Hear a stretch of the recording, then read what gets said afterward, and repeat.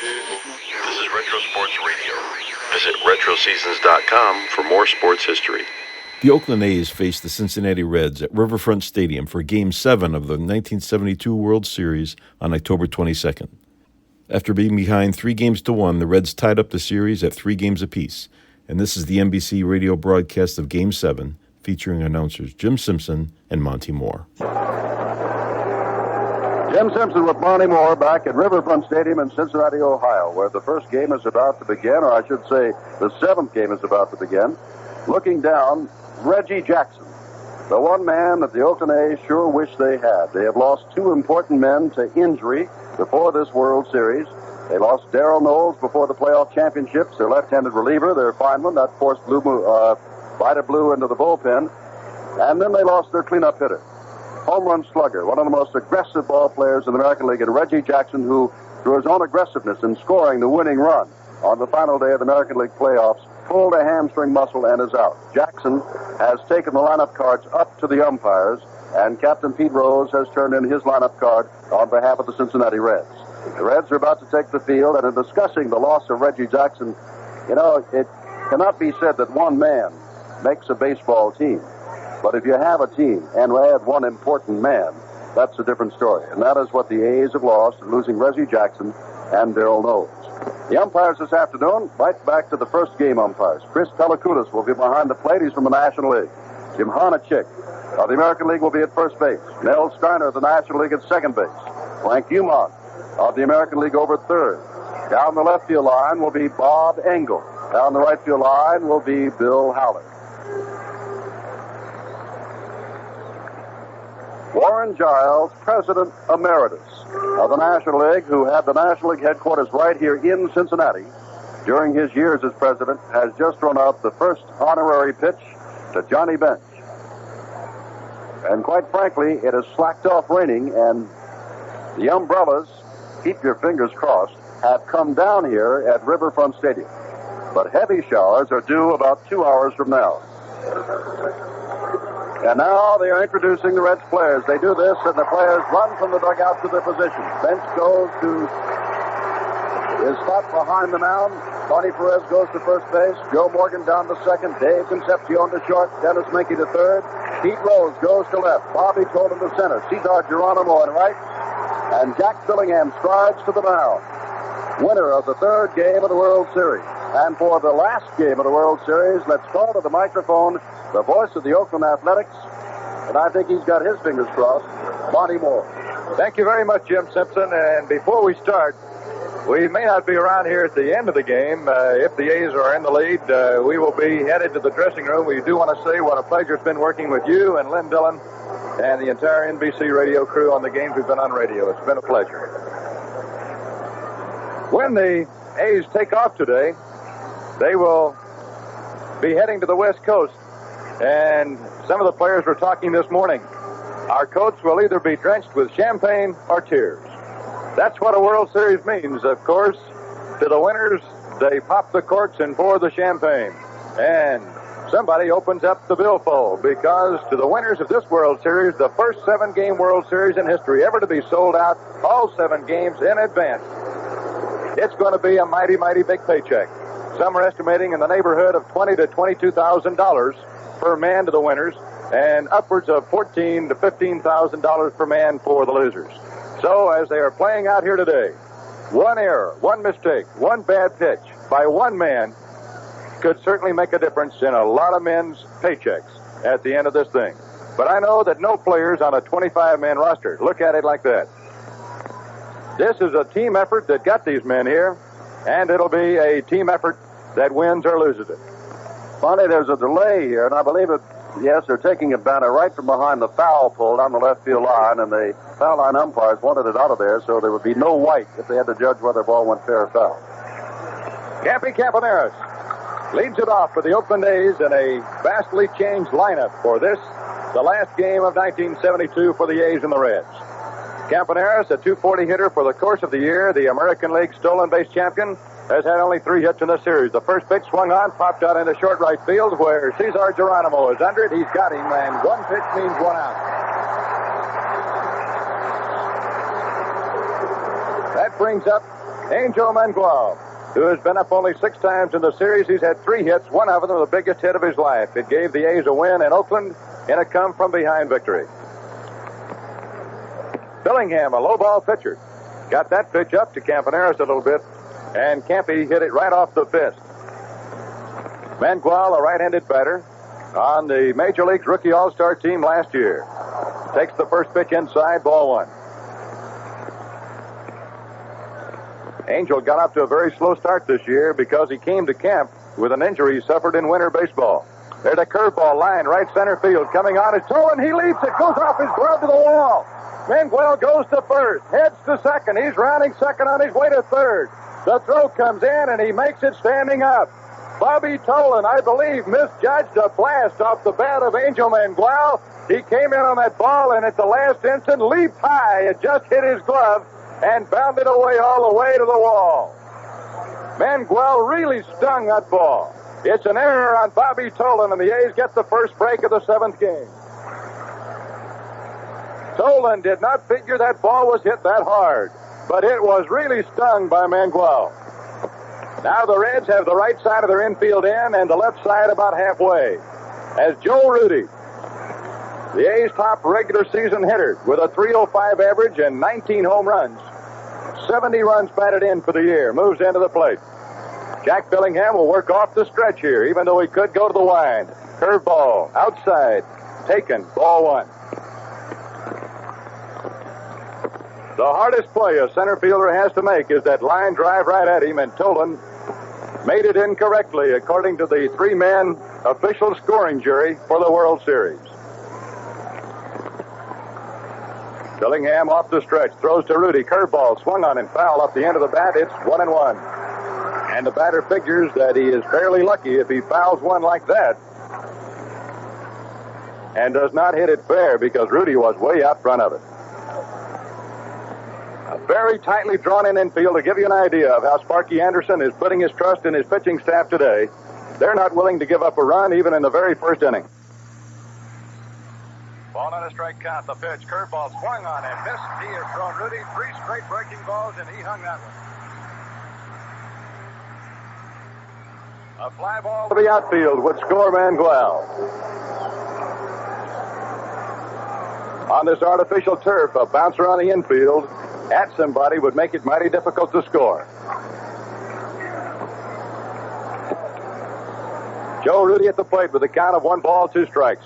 Shortens up on the bat handle just a little, down into a crouch. Here's the pitch. Again, the curve in the dirt, bench blocks it. 2 balls, 2 strikes.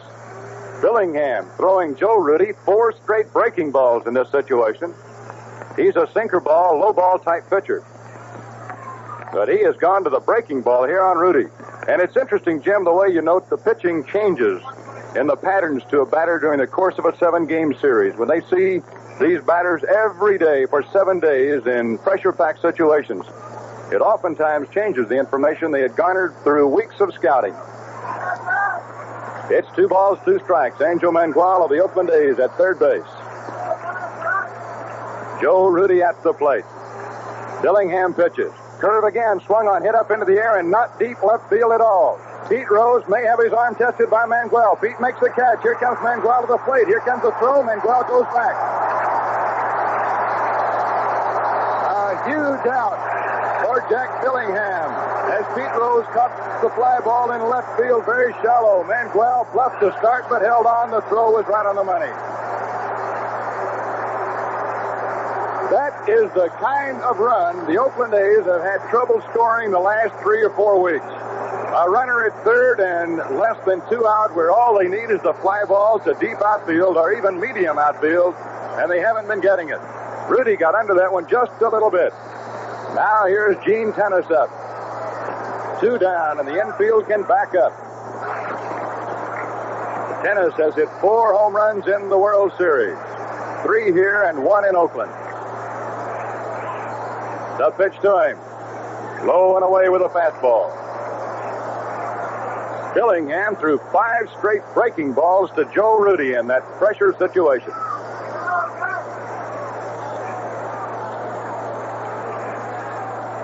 Billingham to the windup. Around comes the arm. The pitch. Tennis swing. Bounces at the third baseman. High bounce off his glove into left field.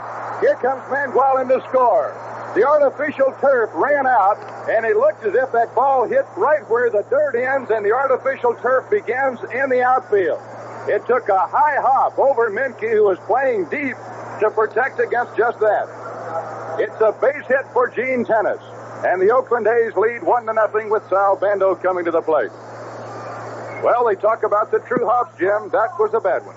We talk about momentum, Monty. Cincinnati had it yesterday, but it is Oakland that scored first today. So momentum really becomes a nebulous thing. As some of the players say, momentum from yesterday ends on the first pitch today. It's a new ball game. Billingham pitching to Bando. Strike called, says Chris Pellicudis. Bando in the World Series has had 6 hits and 22 at-bats. He has not knocked in a run as yet. During the course of the year, Bando had 16 game-winning hits for the A's. Here's the pitch. Look out. It almost hit him. Fastball inside, backs him off the plate. Bando has led the Oakland A's team in runs batted in the last 3 years in a row. He has been an all-star in the American League as a third baseman. Tennis leading away from first. Billingham to the plate. Curve way outside. Great backhanded stop by Johnny Bench.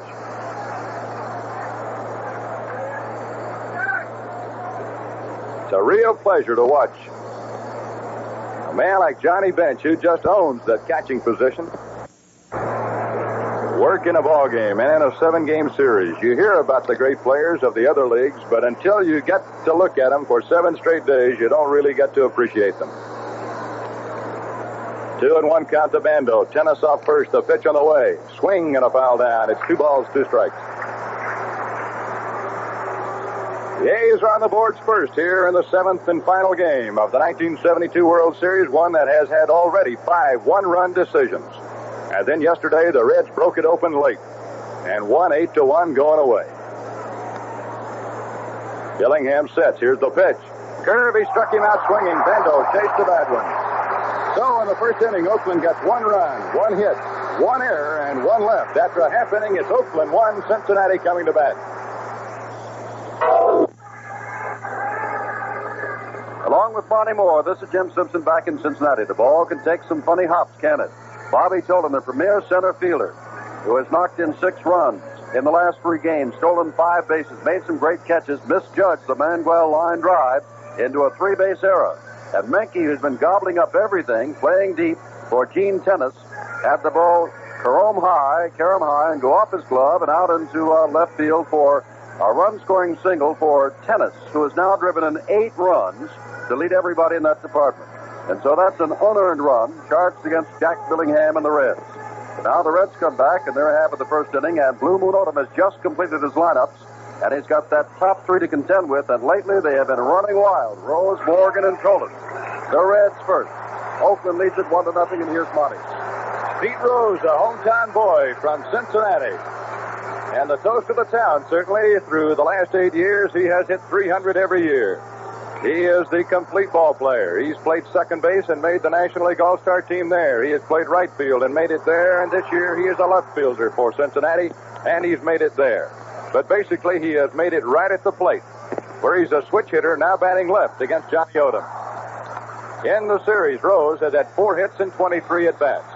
Here's Odom's first pitch to him. Curve high and outside, ball 1. With the A's scoring in the first inning today, it marked the first time in the 7-game series they've been able to get on the scoreboard in the first inning. The Reds have done it once in the first inning of the 5th game. Odom into that slow windup. The 1-0 pitch is a fastball. Strike called. 1-1. Rose has been having a little friendly needling session with John Odom the last couple of days. Yesterday, Rose told Odom, "You won't get me out on that little dinky curveball you threw me out in Oakland the other day." And Odom says, "I won't have to. I won't be pitching here tomorrow." Here's the pitch. Curve. Misses low. Ball 2. Rose says, "If you're not here tomorrow, you'll be AWOL and watching the game on TV because we'll be here." Well, Rose's prediction proved to be right on that count. He is here, and the Reds are here battling the A's for a lot of money and prestige in the World Series. 2-1 pitch.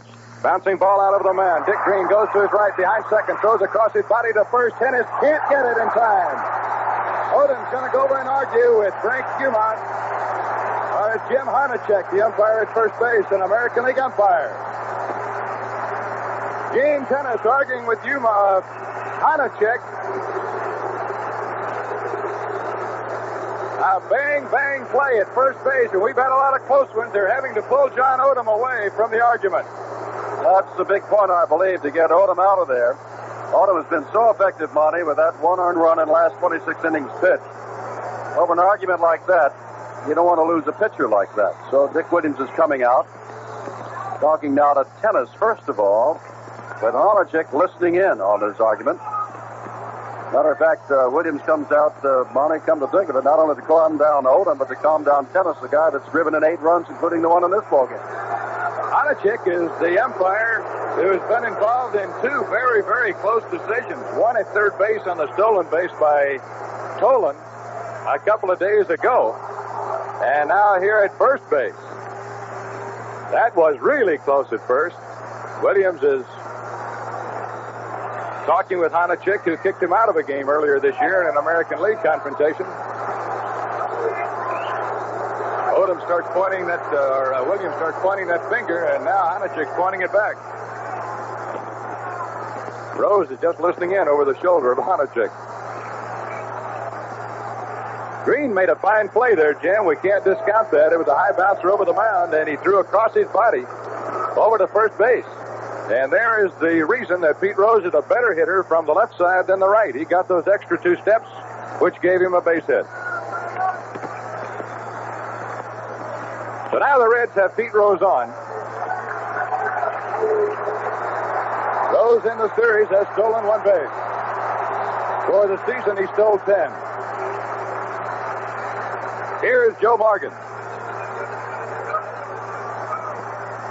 Morgan has had 2 hits and 21 at-bats, but the 5 walks and the stolen bases which followed the walks have been very, very instrumental in the Reds' success so far. The left-handed batter with good power. He's hit 16 home runs. Odom off the stretch. Rose faking a start, holding a curveball. Drops in there for a called strike. It is 0-1.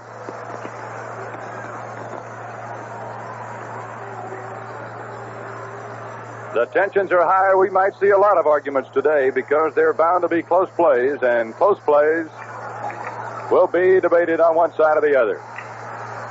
Pickoff attempt back over at first base, and Dick Green started cheating a little bit to his left that time as he thought Odom was going to pitch. He does that many times when he sees a slow curveball called to a left-handed batter. Odom throws to the plate. Hard sinker, strike called on the inside corner. It is 0-2. Now Morgan is yelling at Pellicutis. Going to be that kind of a day. Players say they are more relaxed for the 7th game of the World Series than they were for the 5th game of the playoffs in their respective leagues.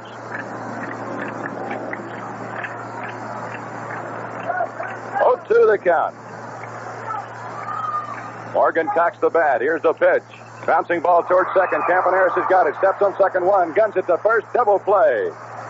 So Odom came back with a good sinker to get Morgan to hit into a double play, and he doesn't do that too often during the course of the year with his speed.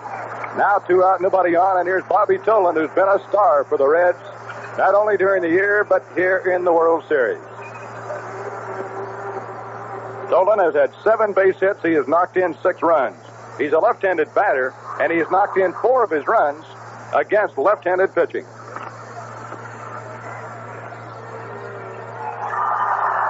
Bobby Tolan, a very exciting player.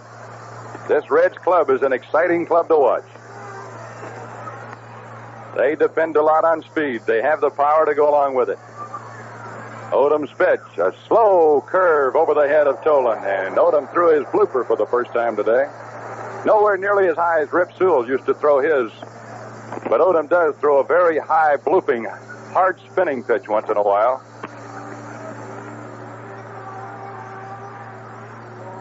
Here's the 1-0 pitch. Curve is low, ball 2.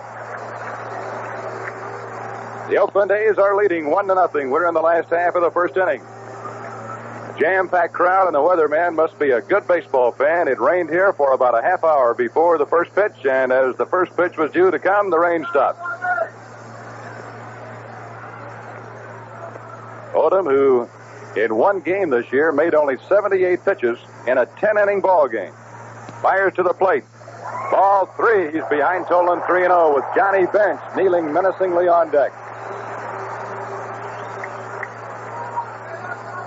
When you walk a Tolan or a Rose or a Morgan, sometimes it's like a double.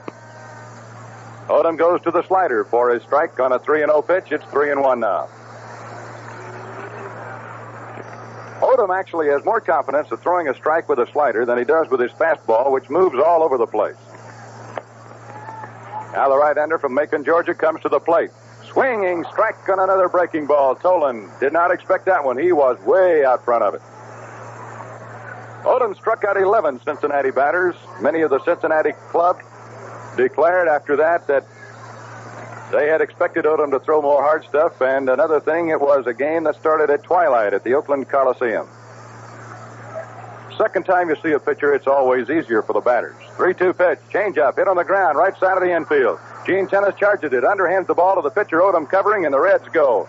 In the first, without any runs, they had a hit and left nobody on. After an inning of play, it's Oakland 1 and Cincinnati nothing. The second inning and Monty Moore.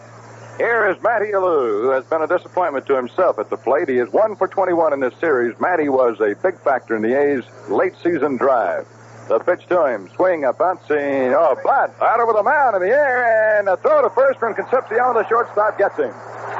Matty Alou bunted that ball with a little half swing out over the pitcher's mound, with Concepcion playing him over to his right.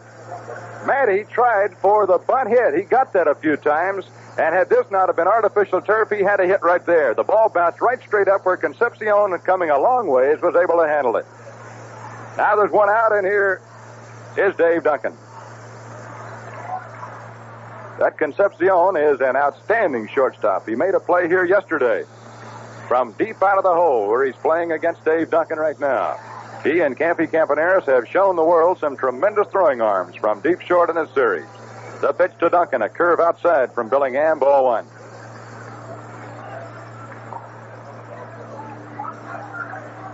Billingham had fallen straight over with his follow-through, and that bunt by Alou was right over his head. Here's the 1-0 pitch. Duncan takes in the dirt outside of ball, 2-0. Dave Duncan has a lot of power. He hit 19 home runs during the course of the season, 15 before the All-Star break. Very fine handler of pitchers. Duncan has grown the long hair. He has the longest hair of any of the players in the A's ball club. He's grown a full beard now. As this has been an image series, more or less, the Cincinnati Reds manager, Sparky Anderson, will not allow any facial hair to be grown like beards or mustaches. Duncan takes a fastball a little high. It's 3-0 now. Billingham has not shown the real good control as yet. Duncan might get a hit sign here with the number 8 batter coming up behind him, and he does have good power. 3-0 pitch to him. Outside, ball 4. With one out, there is one on. And that play by Concepcion looms very big now. Here is Dick Green. Green, who had a disc operation on the back in April, came back to try to play for the A's in about 3 months' time. Was not really in top shape. The A's put him on the disabled list again for 2 weeks. He came back, and he has been the starting second baseman for the A's in the playoffs and now in the World Series. And Green has been outstanding in the field. He has had 5 hits at the plate. He's been up 14 times. That's a .357 batting average. Billingham throws. Green swings, bounces one, left field, base hit. Dave Duncan goes to second. He is going to hold on right there. So Green gets his 6th hit of the World Series. And now the pitcher, John Odom, who's one of the better hitting pitchers around, comes to the plate. And the bullpen of the Reds goes to work, and early in a game when that happens, it is ordinarily number 34, Pedro Borbon, the rubber arm of the pen, and he is up throwing. This is a day whereby all pitchers are on the standby. There is no tomorrow. The next pitch any of these guys throw after today, unless some of them pitch in winter baseball, will be in spring training next year. So they don't have anything to save them for. Dave Duncan at second, Dick Green at first, one out in the second inning. Johnny Blue Moon Odom at the plate.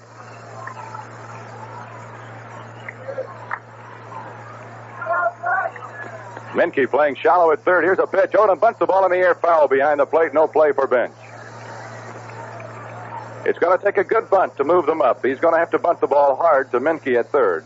Unless the Reds put on a shortstop over to third play, that is about the only way you might move him up. Duncan is not a fast runner at all, and he is the man on second base.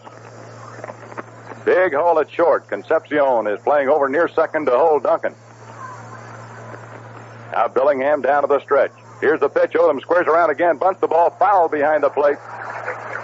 2 strikes the count. Billingham threw him a curveball that time, which ordinarily is a good one to bunt. Dick Williams walking along the bench, talking to the players sitting there. He is a strong fundamentalist. He believes that when you go up to the plate and are asked to bunt the ball, you should be able to bunt it if you're in the major leagues. Plays, execution, fundamentals. Drilled and drilled and drilled by Williams. Let's see if they put the bunt on again on an 0-2 count. Here's the pitch. He squares around. Doesn't bunt. Throw down a second. They've got Duncan picked off. He's going to third now, trying to get into a hang-up. Dick Green is going to second, and the throw goes to Morgan. Now over to third. They've still got Duncan, and Billingham is running him back. All he's got to do is tag him. He does, and they get him. Johnny Bench picks off Dave Duncan at second base.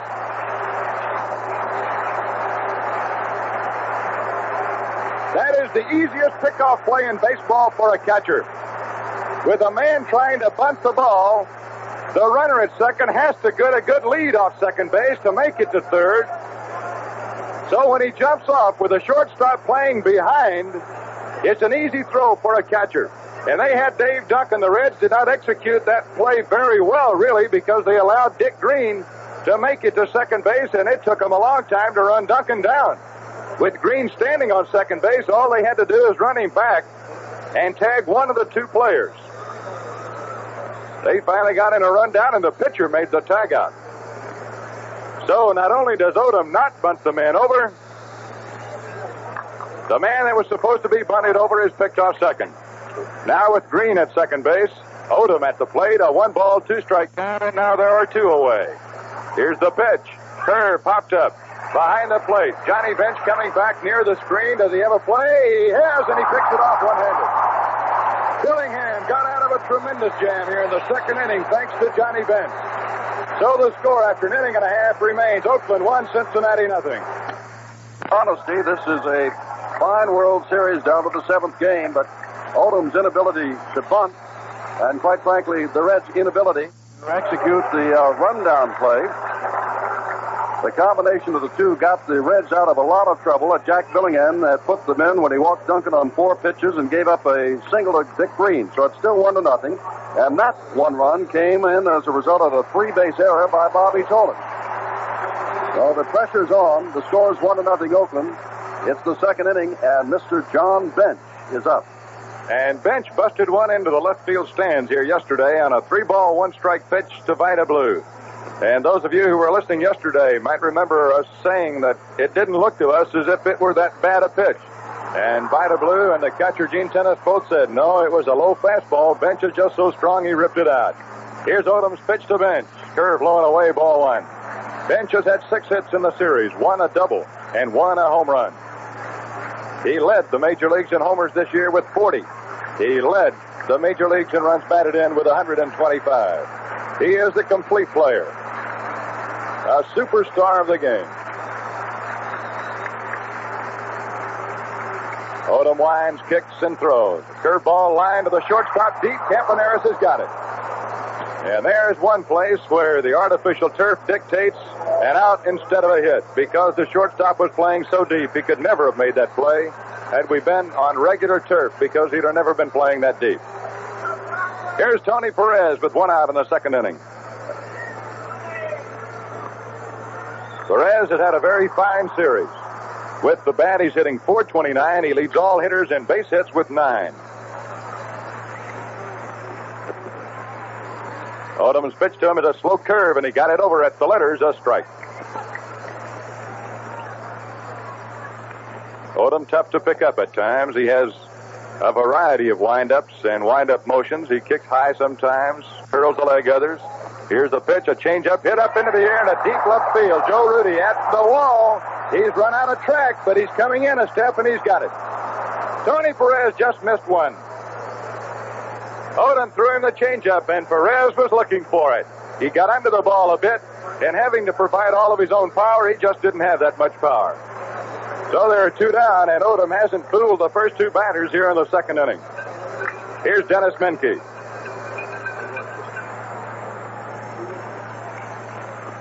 Joe Rudy, who peeled one off the wall here last Sunday for one of the most spectacular catches in World Series history. Had an easy catch that time. Here's Dennis Menke.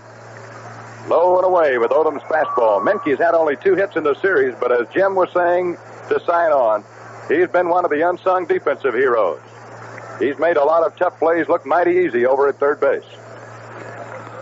A right-handed batter, he was a big bonus player, about a $125,000 bonus player in the Milwaukee Braves organization. The pitch to him. Bouncing ball to Bando. Comes off the carpet right straight at him. He throws over to first. Tennis hauls it in, and after 2 innings of play at Riverfront Stadium, the score is Oakland 1, Cincinnati nothing. We pause 10 seconds for station identification. This is WMAQ, Chicago.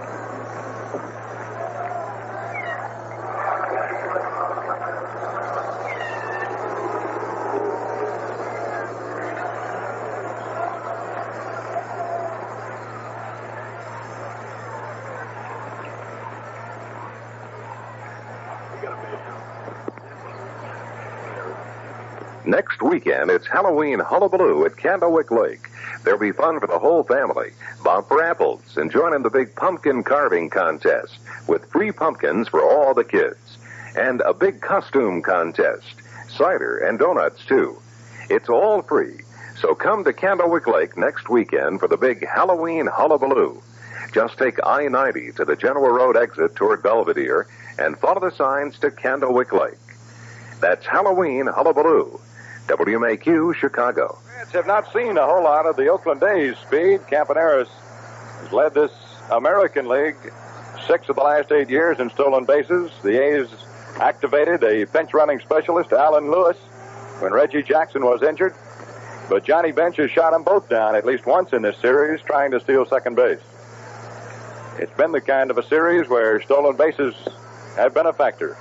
The pitch to Campanera, swung on it. A chopper past the mound. On comes Menke. Menke picks it up, throws to first. He got him on another close play at first, and Jerry Adair, the first base coach of Oakland, is screaming at Jim Honachek.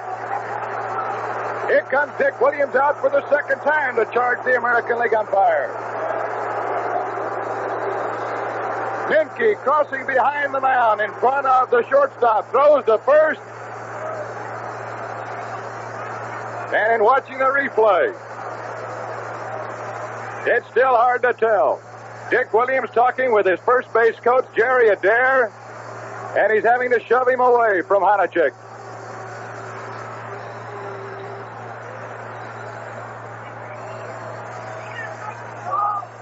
Dick Williams going to play it cool. He'd hate to be kicked out of a World Series game. Sparky Anderson was kicked out of one of the playoff games early against the Pittsburgh Pirates. So Campaneris is out number 1 here in the third inning. Boy, a couple of bang-bang plays at first base. Another sparkling play by Menke. He was playing deep and had to charge that slow hopper past the mound. He got in front of Concepcion and fired a strike over to Perez. Here's Angel Manuel, who hit one deep into right center field. Tolan misplayed the ball, and Manuel turned it into a 3-base error. There's a high fly ball hit into the air around the A's dugout. Menke is over watching it go into the seats.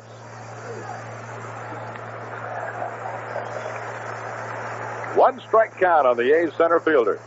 George Hendrick played the first 5 games in center field. Manuel was put in the lineup yesterday and is starting today again. One strike pitch to him, a curve in the dirt outside, 1-1. Billingham's record was 12 wins and 12 losses this year. But the Reds tell you that he won some mighty big ball games for them. Here's the 1-1 pitch, curveball, taken low, it's 2-1. The Reds during the course of the season have never had more than 25 pitchers go all the way. Out of 160-something games, there's not been a pitcher go all the way in a World Series this year. There's a little looper out behind the second baseman. Morgan goes back. He's got it. Morgan playing very deep, got back, and took the pop-up off the bat of Mangual. They're 2 down. The A's have 1 run, 2 hits. They have not made an error. The Reds, no runs, 1 hit, and they've made 1 error. 2 out, 3rd inning. Here's Joe Rudy. The A's left fielder in the World Series has had 6 hits. He's been up 23 times. One of his hits, a home run.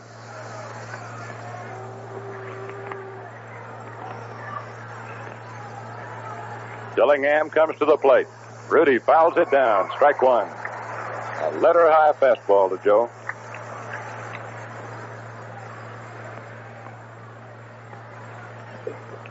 Every World Series, there's always one umpire who seems to be in the middle of every controversy.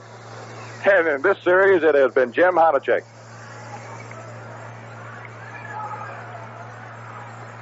To show you the integrity of the umpires, all 3 of the close calls he's made have gone against the American League A's.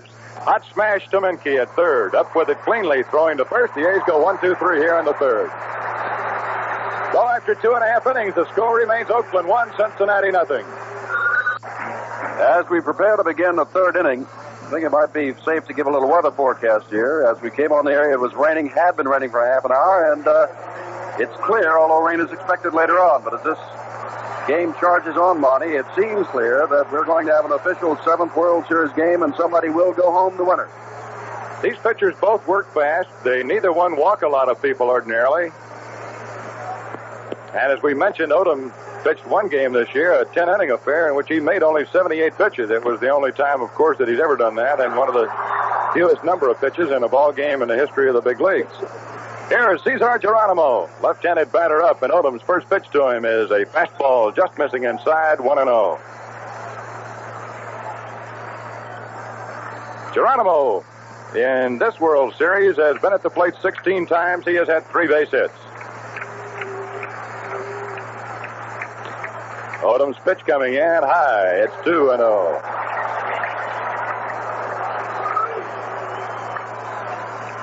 Oakland leading 1-0 on Gene Tennis's bad hop base hit over 3rd baseman Dennis Menke.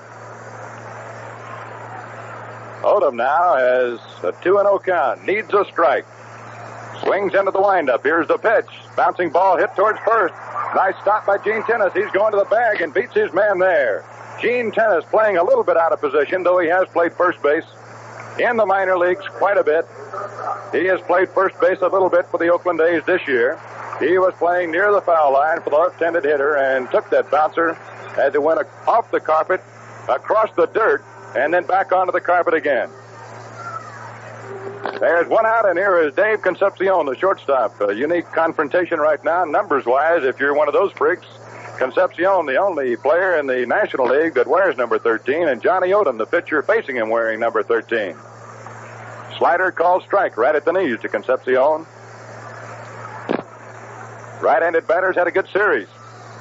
4 hits and 10 at-bats. He ordinarily is platooned with Darrell Cheney. But today, Sparky Anderson has him against the right-hander starting. Curve is low, a ball. One of his 4 hits in this series was against the right-handed pitcher. An outstanding shortstop. Sparky wanted a little bit more speed in the lineup today. Odom's 1-1 pitch. Curve. High. Ball 2. The Reds have 1 hit so far off Odom, an infield hit hotly contested at first base by Pete Rose. But the next man, Joe Morgan, hit into a double play.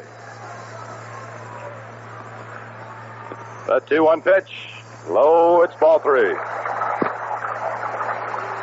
Dave Duncan got the starting call today for the A's behind the plate.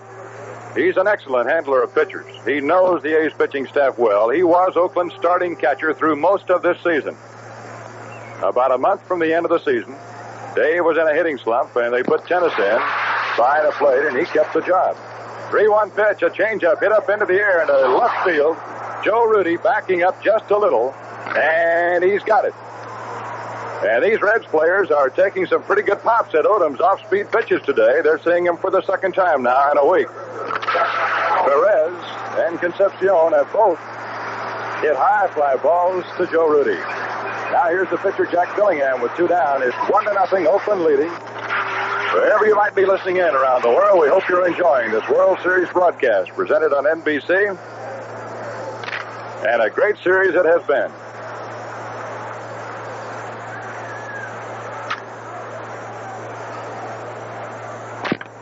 Billingham at the plate. Odom to him. Missing low, ball 1. And John throwing a lot of pitches here this afternoon. Billingham is big enough to hit that ball. Angel Mangual, the A's right fielder, center fielder, is playing closer to right than center. Pitch is low to Billingham, ball 2. He has a big strike zone. Billingham is about 6'3", 6'4". And Odom has missed lows to him twice. 2-0 pitch. Missed low. No, he got that one. I'm sorry. Pelicutis gave us that slow shot. Billingham has had 21 hits, 222 at bats for the year. Swinging, strike 2. He didn't come too close to that one. Odom threw him a slider then. It's 2 balls, 2 strikes now. The Moon Man, as the A's players call John Odom, cranks it up and throws. Again, the breaking ball, and Billingham strikes out. So we go to the top half of the 4th inning in another low-scoring game. It's Oakland 1, Cincinnati nothing. Hello, I'm Josh. From Cincinnati with Monty Moore, this is Jim Simpson. There's only been 1 run scored in this ball game. And again, for those of you who may not have heard, with 1 out in the first, Mangual lined a shot to center field. Bobby Tolan charged it only to have it go off his glove for a 3-base error. Mangual was left at third base, and Rudy flied to short left field, but then Tennis bounced a single off Menke's glove, and that's the 1 run unearned of the ball game. As we go to the 4th, and Monty.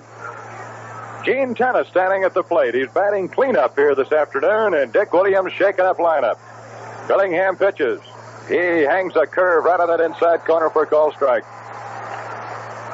This is the 28th time in World Series history that the series has gone at least 7 games. Several of them went 8 games back in the early 1900s. The 0-1 pitch. Curveball to Tennis. Same place, same result. Strike 2 called. This is the 8th 7-game series out of the last 12. Which means the 2 leagues' best in those 12 years have played it close. The 0-2 pitch showed him the fastball after 2 curves and missed outside with it. It's 1 ball and 2 strikes now to Tennis. He'll be followed here. And this the 4th inning by Sal Bando and Matty Elvu. Curve again. He struck him out swinging, and Billingham must have an excellent breaking ball today because the A's players, Bando and now Tennis, have chased bad ones way outside for strikeouts. That is his 2nd strikeout, both on the same kind of a pitch. He had gone to the inside with 2 breaking balls on Tennis and really had him set up. Then he went back outside. Here now is Sal Bando. And the pitch. Bando tried to bunt that ball for the base hit, and it fouled off strike 1. He has Menke playing very deep. The way that Johnny Bench comes out from behind that plate like a sprinter off the starting blocks, you've got to bunt a pretty good bunt here, even with Menke playing deep to get on. Pitch to Bando. Fastball hit hard to Menke. Short hops it. Fine play. Throws to first. He got him.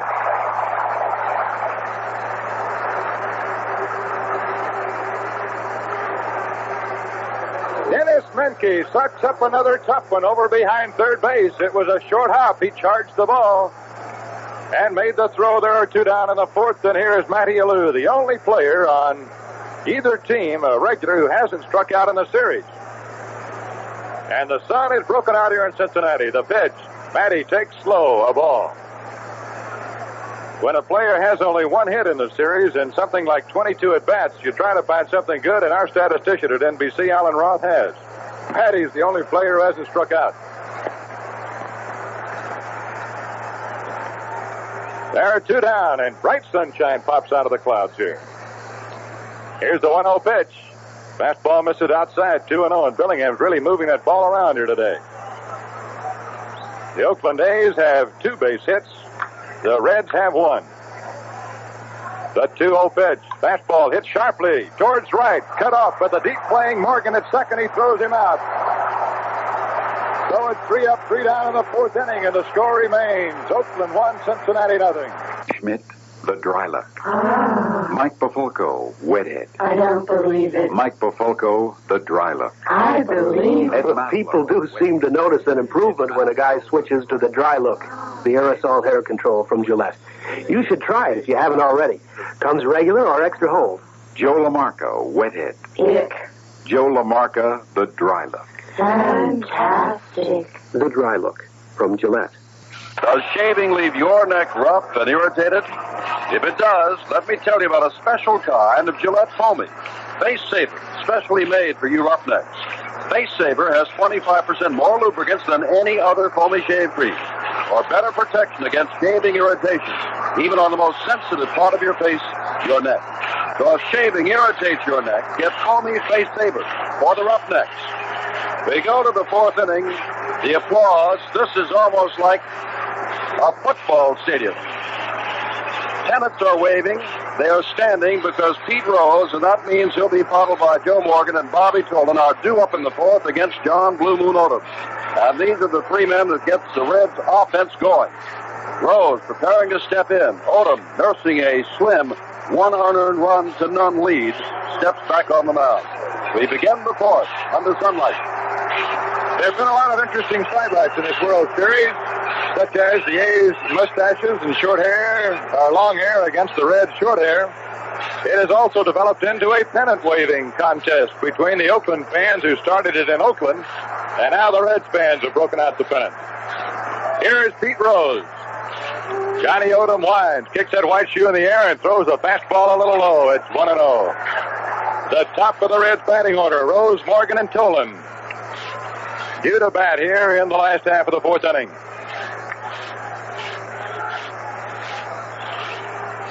Sal Bendo playing a shallow third base. Here's the pitch. Low to Rose, and he's looking him over. It's 2 balls and no strikes.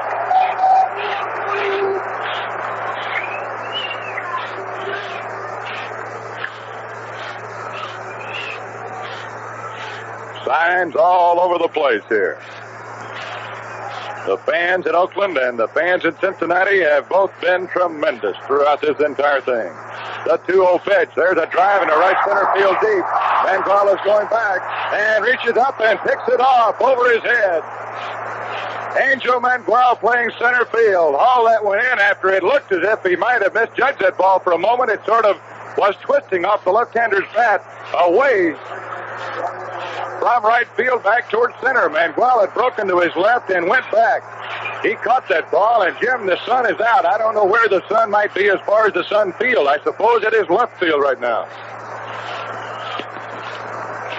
So there's 1 out in the 4th, and Rose really put some temper on that one.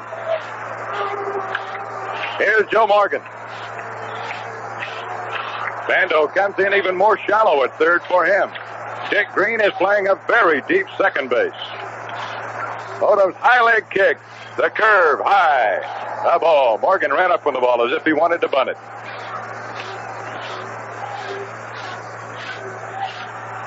With the third baseman playing shallow and the shortstop deep. And Odom, the pitcher, the kind of a pitcher who falls off in his follow-through towards the first base line. It looked like a speedy left-handed batter might be able to punch that ball by the mound. Curve misses low and away. It's 2 balls and no strikes, and Odom has been behind both first 2 batters. Pitching is a much tougher job when you're working from behind. You've got to give in a little bit to keep from walking them. Remember that Morgan led the major leagues in getting free passes this year. 115 were doled out to him during the National League season. He's had 5 in the World Series. Odom's 2-0 pitch. Swinging strike, he threw him a slider. Morgan slams his hand onto the end of his bat, disgusted. Rose took a big cut at a 2-0 pitch and drove Mangual 400 feet to the wall to haul in the drive. Morgan wanted to do the same. For a walking man and a speedster, Morgan is very powerful. He hit 16 home runs this year. The 2-1 pitch. Fastball misses inside. It is now 3-1. The foul lines here at Riverfront Stadium, 330 feet. And the power alley's 375. 404 to the base of the wall in center. Now Odom has one of his biggest pitches of the game so far. It is 3-1. The pitch on the way. He let up and walked him. And now the excitement begins in earnest here. The A's game plan, of course, is to try to keep Morgan and Tolan off the bases. Now that Morgan is on, you can almost bet that at some time he'll be running. Dave Duncan has not been behind the plate for the A's in this series, and the Reds have run rampant. 11 stolen bases. Now Duncan is going to be challenged possibly by Morgan. 1 out, 1 on. And the A's bullpen goes to work. The first sign of trouble. And Jim Hunter, a right-hander, gets up and goes to the bullpen. Morgan gets that big lead at first. Tennis holding against him. John Odom has a good move. Morgan's got a big lead.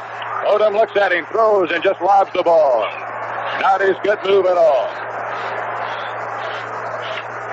Now Green and Campaneris have shortened up a little bit at second and short. Somebody's got to go cover.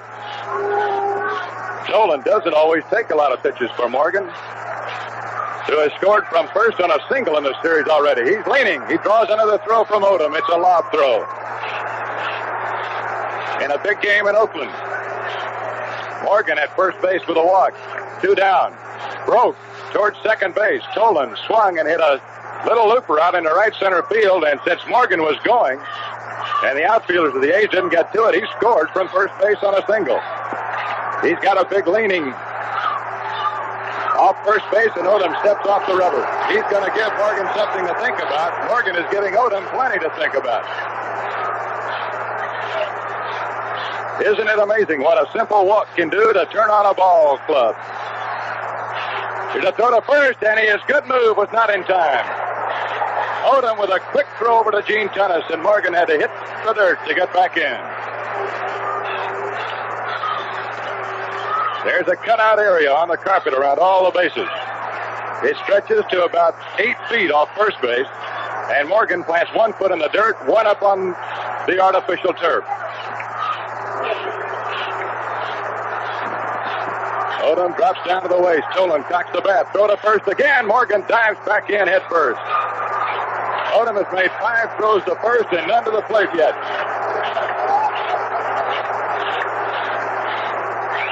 Catfish Hunter in the Oakland bullpen. This is for all the marbles. And they made these marbles out of pure gold.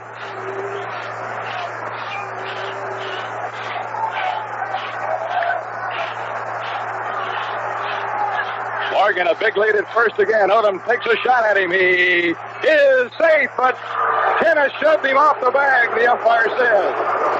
Morgan got back from the bag, and Tennis shoved him off. He didn't slide back in there that time. He took it a little too casually, and Tennis put a catcher's block on him.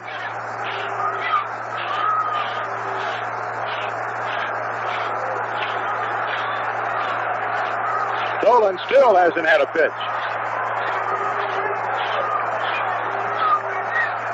A lot of throws to first will intimidate some race runners and encourage others to go. Odom holding, bobbing his head up and down, throws again, and Morgan goes back in head first. The game is down at the plate. The game is at first base right now. A runner like that can destroy the concentration of a pitcher. When he finally does make a pitch to the plate, a lot of times it is not the same kind of a pitch he'd make were it not for the runner at first.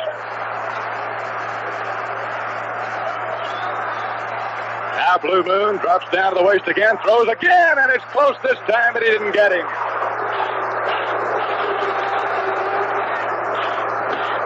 Now Bobby Tolan's going to give his teammate a little time to put himself back together. He's going over to the on-deck area.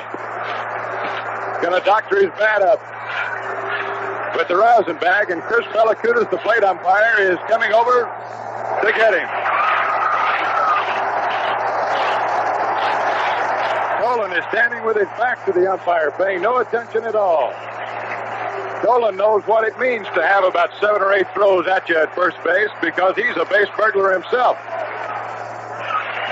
So he is giving Morgan time to regroup, so to speak. A 1-0 game. The Oakland A's are leading Cincinnati with 1 out in the 4th inning. A walk to Joe Morgan has just turned the full concentration of the baseball game 90 feet away from home plate over to first. They're set. Here's the pitch outside the ball.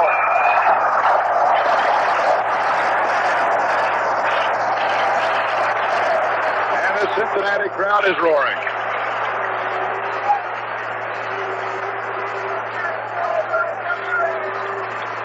One ball, no strikes to count on Tolan, with Joe Morgan almost a cinch to go. If there are 3 or 4 pitches made to the plate on one of them, has got a big lead. Draws a throw in the dirt. Tennis smothers it. He blocked it nicely. As he came up with the ball, he sort of rolled over on Morgan again. We've had some hard tags and hard blocks in this series. Al McRae knocked Dick Green almost into the left field stands on a double play takeout in Oakland.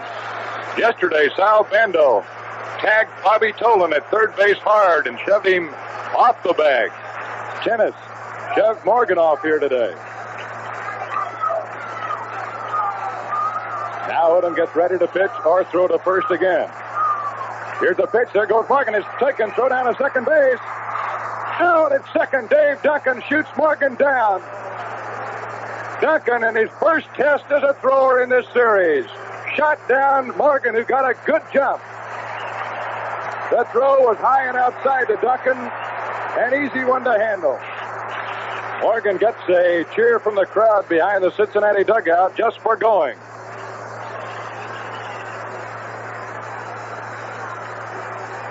One or two throws like that can mean a lot here today. Dick Williams, knowing that Duncan is a more experienced catcher than Gene Tennis, and a good team leader, shook the lineup up today to put him behind the plate to handle Johnny Odom. Here's the 2-0 to Tolan. Swing and a miss, a strike on a slider that was eating up the inside of the plate.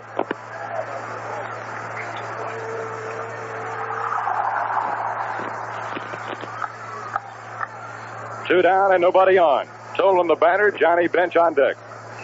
1-0, the Oakland A's are leading. Here's Odom's pitch to Tolan. High pop foul out of play, into the stands it goes. Duncan giving token chase, but that's back in souvenir country. So it is 2 balls and 2 strikes. The Reds defeated the Pittsburgh Pirates in their best 5-game series. The A's beat the Detroit Tigers in a 5-game playoff series. Baseball's best year ever for sheer excitement. Here's the 2-2 pitch. Pop foul out of play. Odom hit him right on the fist with a slider.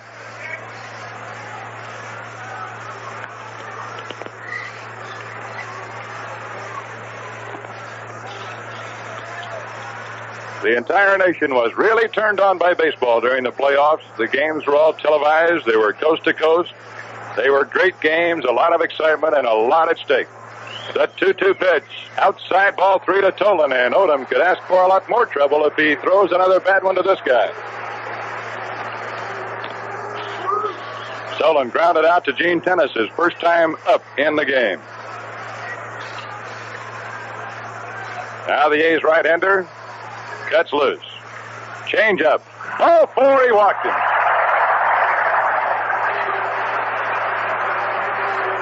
And now Bobby Tolan will be doing much the same as Morgan, I would imagine.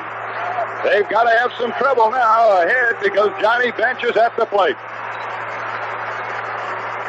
And if you start thinking fastball to keep Tolan from stealing, you've got to think 40 home runs by Johnny Bench. Probably many of them hit off fastballs. Tolan, a fast runner, stole 42 bases this year.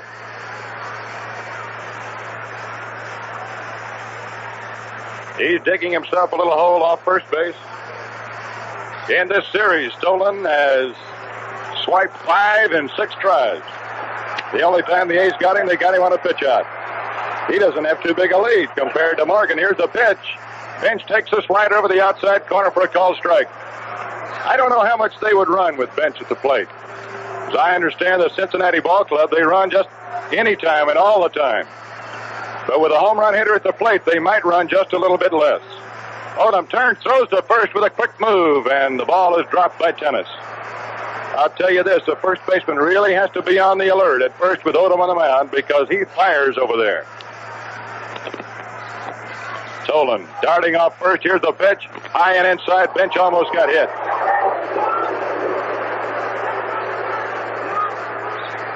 In any sport, I don't think anything excites fans like speed. In basketball, the little guy who can run and dribble around everybody. In football, the little halfback who takes the long kickoffs back. In baseball, the little men who run on the bases. And these two men, Morgan and Tolan, have really turned on 50,000 here today. Jumping around at first base, Tolan draws another throw from Tennis. I'll tell you this, Jim Tennis is playing first base like a catcher catching a wild pitcher. He's blocking everything down on his knees. He's not going to let that ball get away from him if he can help it. Now Tolan's complaining to Jim Honachek over there, I believe, about the body contact on the plays and the bases.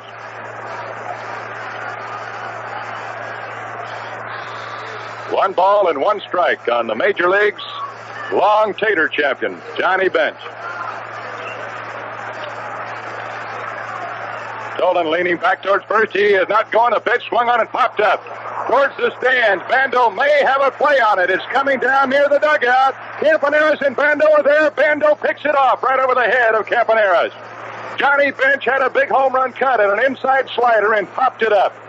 So a lot of excitement, a big scare, but no score for the Reds. It is Oakland 1, Cincinnati nothing. We pause 30 seconds for station identification. Next weekend, it's Halloween hullabaloo at Candlewick Lake. There'll be fun for the whole family. Bumper apples and join in the big pumpkin carving contest with free pumpkins for all the kids. And a big costume contest. Cider and donuts, too. It's all free. So come to Candlewick Lake next weekend for the big Halloween hullabaloo. Just take I-90 to the Genoa Road exit toward Belvedere and follow the signs to Candlewick Lake. That's Halloween hullabaloo. WMAQ, Chicago. Top of the 5th.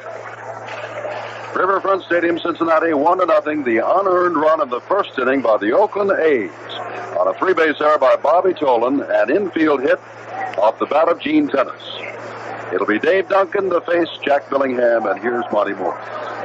Duncan ready for the first pitch, and here it is. A curveball dropped in there for a strike, and Billingham's big pitch here today has been the breaking ball. He's known as a sinker ball pitcher, but today he has had an outstanding curve. One strike pitch. There it is again, and Duncan reaches out over the plate and yanks it foul by third. No balls, 2 strikes. It is 1-0. Oakland leading in the championship game of the 1972 World Series. One that has been marked by outstanding defense, outstanding pitching, and really a lack of hitting. The 0-2 pitch, curve, swinging, strike 3, he got him. Billingham strikes out Duncan with that big jug. That is his 3rd strikeout, all right-handed batters and all chasing curves. Here now is Dick Green, Oakland's second baseman, who got a gap single in the second inning between short and third. It was right after that John Odom, trying to bunt the ball, failed to, and they picked off Duncan in a big play. Dick Green took a big swing at a curve and fouled it off the end of the bat, strike 1. Johnny Bench, after Odom missed the bunt, fired to second, and they got Duncan in a rundown. 1 strike pitch. Curveball bounce to the third baseman. Menke knocks this one down, chases it, picks it up, throws it over to first, and he pulls Perez off the bag. He tags him going by. Menke with his first failure to come up with a ball cleanly on that backhanded grab near the foul line. Now Dick Green talking with Honachek briefly. That throw by Menke pulled Perez off the bag. Had Green have known that, he could have hit the dirt and been under it. But he's running hard, not knowing what's going on. Now 2 down, nobody on, and here is Johnny Odom.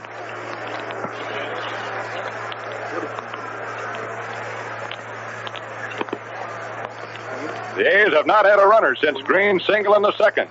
Odom takes a look at a knee-high fastball that's in there. Strike one.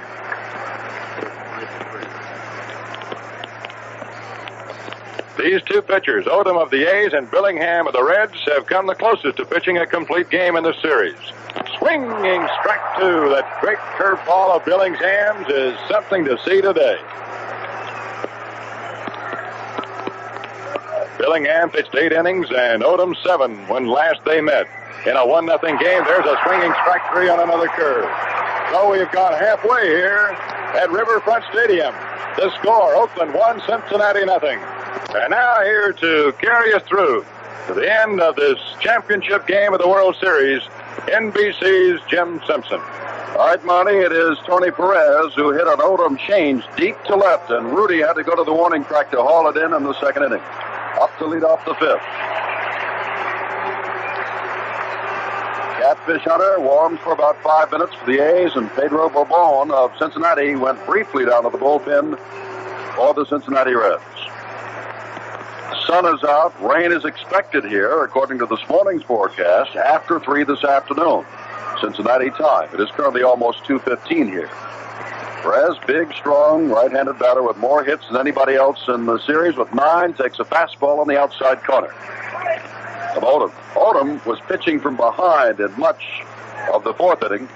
Went to 3-1 and walked Joe Morgan, and then threw about 6 or 7 times over to first after him. Went to 3-2 on Tolan before walking him. Perez takes a big cut at an off-speed pitch from Odom. John loves to change speeds. Monty has told you he also delivers from many different varieties of style and windup. Out in front of Perez, 0-2. Likes to throw the breaking pitch and throws a curve off speed that stays inside. 1 ball, 2 strikes. 1-2 to Perez. Menke is on deck.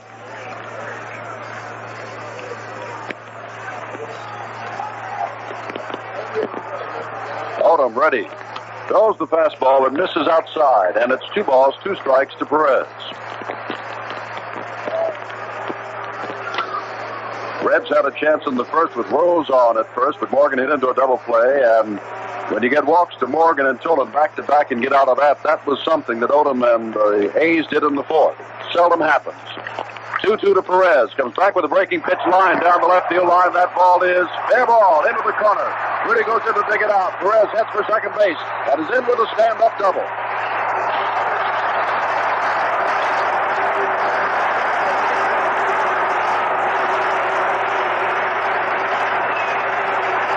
That's only the second hit off John Blue Moon Odom. And that'll get the A's bullpen busy again. Menke is up. Menke did a superb job earlier here, yesterday, with a man at second base, a leadoff man. He moved him over to third base with an infield out and allowed Concepcion's long fly ball to score it. Kenny Holtzman has gotten up now, the left-hander, to join Catfish Hunter, who was up and throwing before. Bando has walked over to talk to Odom and also give Holtzman and Hunter a chance to throw. That's some bullpen in it. Hunter won 21, Holtzman 19. Yes, and that's a typical 7th game of a World Series bullpen right there. Menke's big job is, well, if he can score Perez, but certainly get him over to third base. 1-0 the score. There are no out in the last of the fifth. Odom throws a breaking pitch. It's a strike. 1 strike to Menke, who looks down to Alex Gramus, coaching at third base for his side. Bando, at the moment, is about even with the bag at third. Time is called by Mel Steiner at second base, and Dick Green says, hold it. That don't mean anything. So Steiner says, go ahead and play. Odom from the stretch. Throws another breaking pitch. This one just misses outside. Duncan holds the ball there for the moment, hoping that Chris Pellicudis, invariably is very slow to call the pitches, would change his mind. Campaneris has come on now to talk to Odom, as Holtzman and Hunter continue to throw. Jim, those two pitches have both been outside, and if Menke's looking for something to move the man over, that's exactly where Odom was throwing the ball. Campaneris might want him changed a little bit there.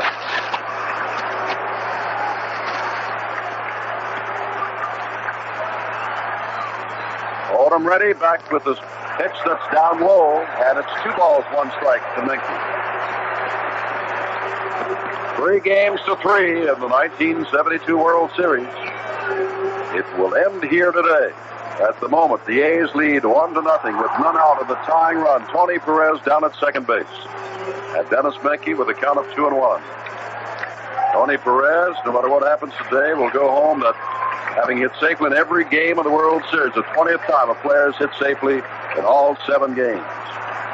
That was his 10th base hit of this series. Breaking pitch. That gets the corner. And it's 2 balls, 2 strikes to Menke.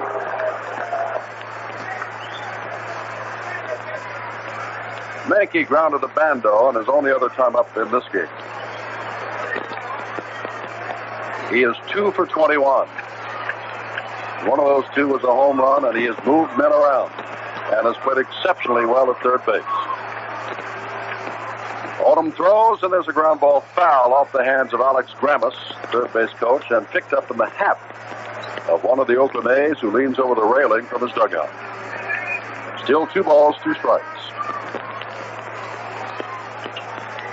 They're playing Menke, if anything, slightly toward right field.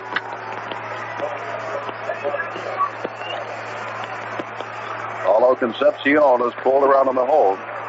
Love to have a play at third base if the ball is hit to him there. Odom again is ready.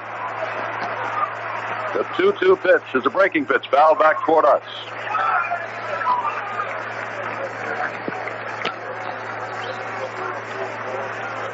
Perez has not moved very far from second base.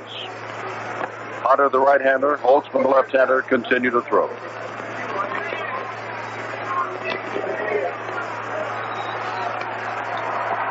Odom with a new baseball. In the stretch.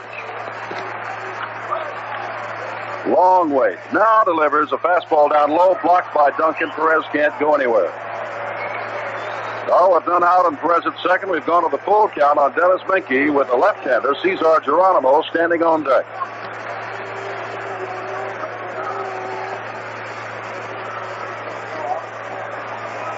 I would imagine that both Dick Williams and Sparky Anderson, as they came to the ballpark today, were just hoping to get as many as 5 innings out of Odom or out of Billingham. They have done their job. It has been a superbly pitched ball game. Odom ready with a 3-2, throws a breaking pitch, strike 3. Menke started to check his swing. Palacuda says it got the outside corner. Big out there. For the reason that Perez does not advance to third base with less than 2 out. He remains at second. And here is Geronimo. Geronimo with a count of 2-0 on him, leading off the third. Last one at Gene Tennis, the catcher who today is playing at first base. He knocked it down, raced over, and tagged the bag. Dick Williams is coming out. It might be, among other things, Monty, that he wants to remind Odom and Duncan of the kind of pitch that Geronimo really got around on and blasted at Tennis at first base back in that third inning. Yes, and he had a big hit in one of the early games that Cincinnati won, too, drove in the winning run of a ball game, and the A's all know what it was. It was a high fastball. It's just the kind of a pitch that they hit. And again, Dick Green is checked with Campaneris. See whether or not they come to third base. Rudy is playing Geronimo to hit the other way. He's very near that line and left. Bando has come in. Fastball blocked beautifully by Dave Duncan, and we've seen a couple of examples now why the A's say Duncan is their best fielding catcher. He has thrown out the speedy Joe Morgan at second base attempting to steal, and he has blocked a couple of good pitches. Jim, it was Geronimo who got the base hit off Odom, driving in Perez in that 1-0 game they pitched before. 1-0. Odom's got a good look at Perez. Now comes back to the plate. The fastball is inside. 2-0 now to Geronimo, who looks down to Alex Grammas. That was the 7th inning of that ball game in which Perez fell as he came around third base, but got up to come on and score the only run of the game. Billingham beat Odom in that one 1-0. Odom leads Billingham in this one 1-0 in the last of the 5th. Odom ready, his pitch is outside, and he has gone 3-0 to Geronimo with Concepcion on deck.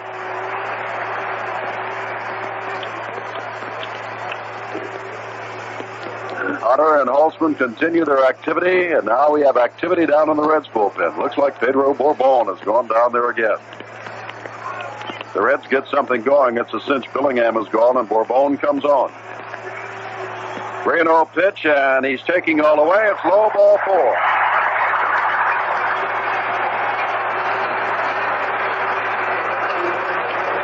That is the 3rd walk given up by John Blue Moon Odom. Duncan walks out.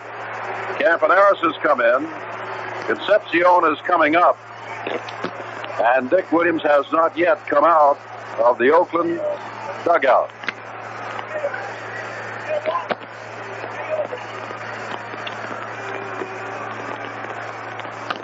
Situation is this. We're in the 5th of a 1-0 ball game. Perez led off with a stand-up double deep in the left field corner. Menke looked at a breaking pitch for call, strike 3. Geronimo has just walked on 4 pitches, and now Concepcion, who hit a change to medium center field back in the 3rd inning, steps in. Williams did not come out of the A's dugout. Well, the tying and go-ahead runs are on the bases in the last of the 5th. There's one out. Concepcion has driven in a couple of runs and scored a couple in this World Series, and he is 4 for 11. Gets a curveball. It's on the inside corner, strike 1. Odom has had the pitch with pressure. The deciding game of the American League Championship playoffs against Detroit, the 7th game of the World Series. The strike 1 pitch. Back with a fastball, low and away again, and again Duncan blocks. 1 ball, 1 strike.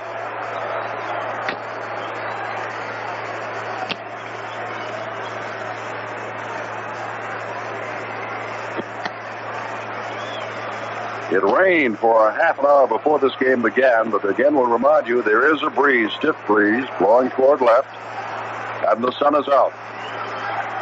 Back with the pitch, it's low and away again, it's 2-1.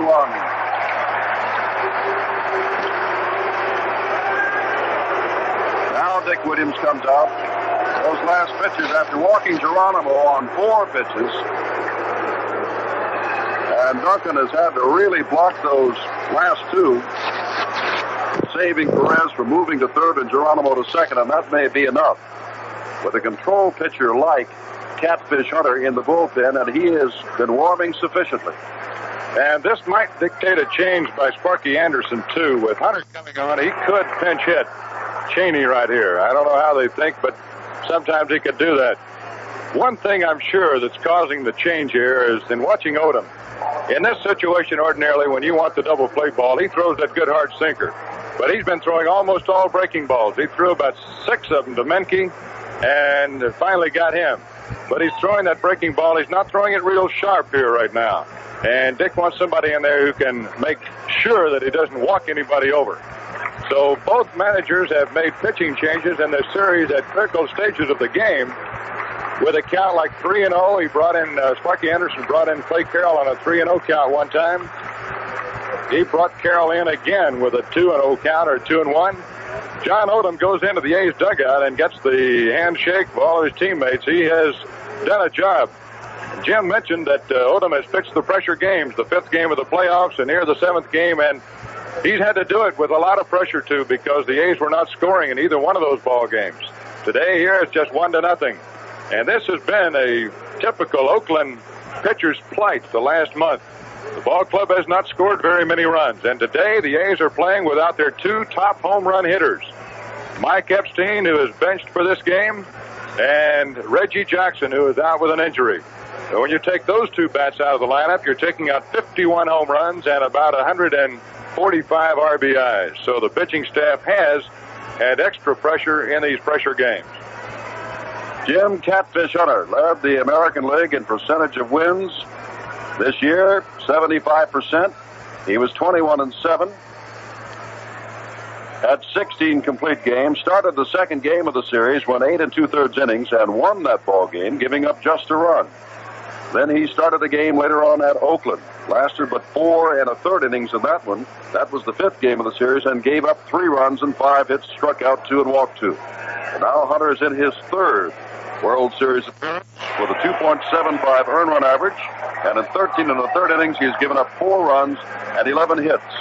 A control pitcher, he comes in with a 2-1 count to Concepcion.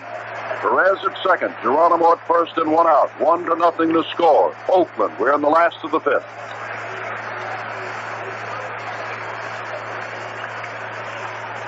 Hunter from the stretch throws his first pitch, and it's outside, and it's 3 balls, 1 strike.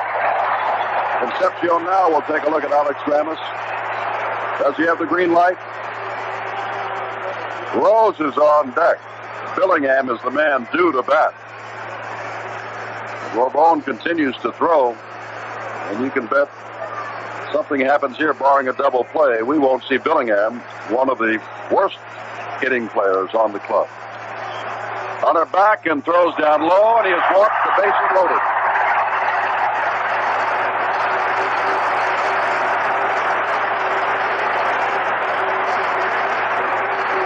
And that will send Sparky Anderson to his bench to bring up a left-hander if he can.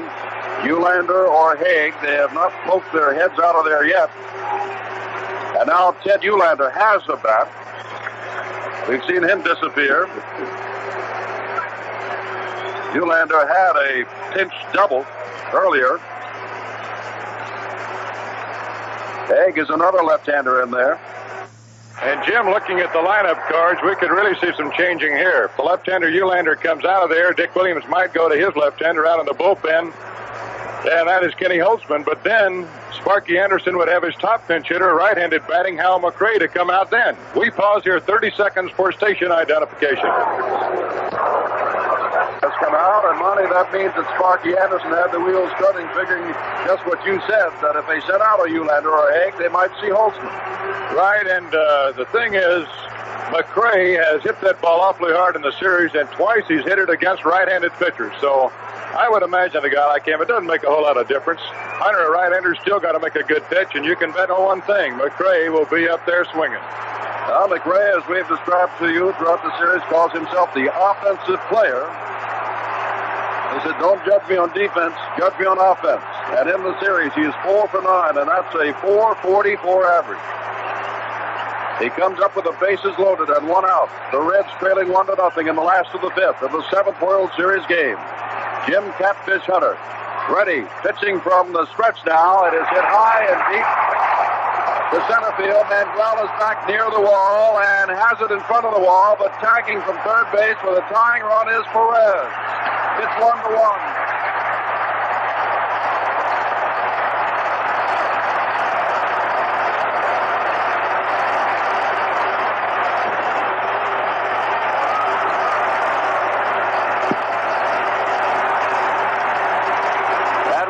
Charged to Odom. And as Pete Rose steps in with 2 out now, Geronimo still at second, Concepcion at first. They're throwing streamers here. They haven't won it yet, but the Reds fans have been waiting for some kind of run. Now streamers bounce on the field out in left field. Time will be called for that. And lost in the shuffle is the fine pitching job that Jack Billingham has done. He worked 5 innings, retiring the last 10 men in a row. He allowed no earned runs at all, only 2 base hits, struck out 4 and walked 1.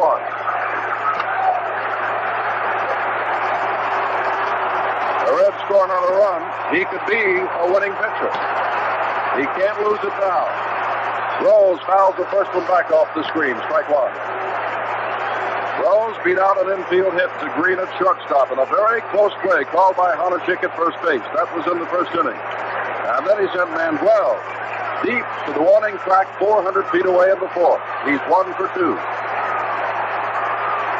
Hunter ready. Ball is hit deep to center field. Manuel goes back to the warning track again. Near the fence, stands there and has it at the wall. McRae and Rose have driven them deep. It's a 1-1 ball game. They've gone 5 innings, but you can't call it official yet because it's all tied up. And rains are due in about an hour. One big run scores on just one base hit. The leadoff double by Perez.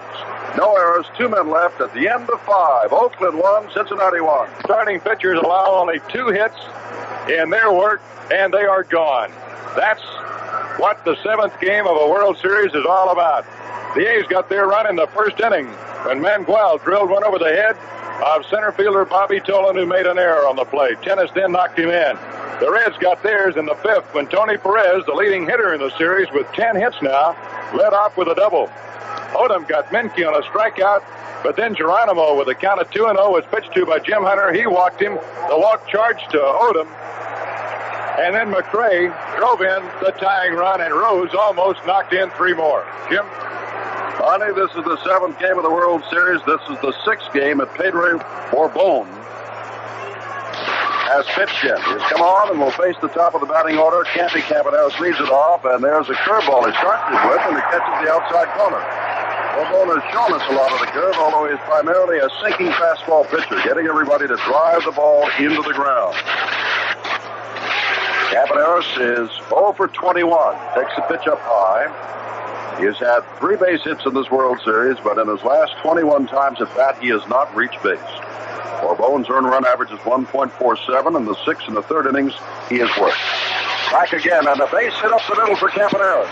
And now, for the first time, since way back in the first game, the leadoff man, Campy Campaneros, who makes the offense of the A's go, is on at first base. He is the man that steals all those bases over there in the American League. He is the man that had to come off the bench in the last game of the season to steal the stolen base title away from Davey Nelson of Texas with a fine performance. Here's Manuel, who scored the only Angel run, or rather, he is Angel Manuel, the only A's run, as Tolan misjudged his line drive in the first for a 3-base error, and Tennis knocked him in with a base hit. And they have checked Campaneros at first base to keep him close. 1-1 the score. We are in the 6th. A breaking pitch. Bunted up the line. Perez will have to go to first base. Morgan covering. The sacrifice bunt is complete. Campaneros moves into second base. Fine bunt by Manuel, and here's Joe Rudy. The only RBI that Rudy has had was a game-winning RBI, a home run in the 2nd game 1 week ago today. The go-ahead run down at second base. And now it is Bench that is talking with Borbon. And now we have activity. Clay Carroll, the Hawk, is up and throwing in the Cincinnati bullpen. Menke has talked things over now with Borbon. He goes back to third base. Bench is behind the plate. Campaneros is down at second base. And Rudy, a .305 hitter during the regular season, 6 for 24 in this World Series. Right-handed batter with a great deal of his hits going to the opposite field, steps in. We've known a third base coach, hands on knees, bending over as he gets a chance to wave that speedy Campaneros around third or hold him up. Did Rudy do something? And there's a ball hit to the other side. Morgan has come up with it. Go to first base. As to third goes Campaneros. 2 out with Gene Tennis, the leading RBI man in the World Series, coming up. He drove his 8th today. He has hit 4 home runs.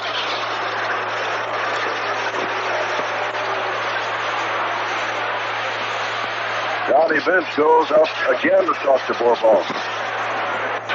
And now Sparky Anderson comes out to talk to Borbon. 1 run, 3 hits, no errors for the A's. 1 run, 2 hits, and a very damaging error for the Reds, and that was the 3-base error by Tolan in the first, which allowed the A's to get on the scoreboard for their first and only time thus far. The go-ahead run, Campy Campaneros is at third base. 2 are out. Tennis, 4 home runs, 7 for 22 in the series, 8 RBIs. The batter. Dennis playing at first base today to keep his bat in the lineup. Leans in from the right side and swings and fouls off a fastball. Picked up on one hand by Sal Bando on deck circle, and he throws it back to Pellicutis, the umpire. Strike one to Tennis, who never moves from that batter's box. He keeps those feet planted and just stays in there until Bourbon gets the new ball. Nobody throwing in the A's bullpen now. There's an off-speed pitch lined out in left field away from Rose. It's 2-1. Around first base on his way to second is Tennis. Here's Rose's throw, and he's in with a double and his 9th RBI of the ball game. It is 2-1 Oakland.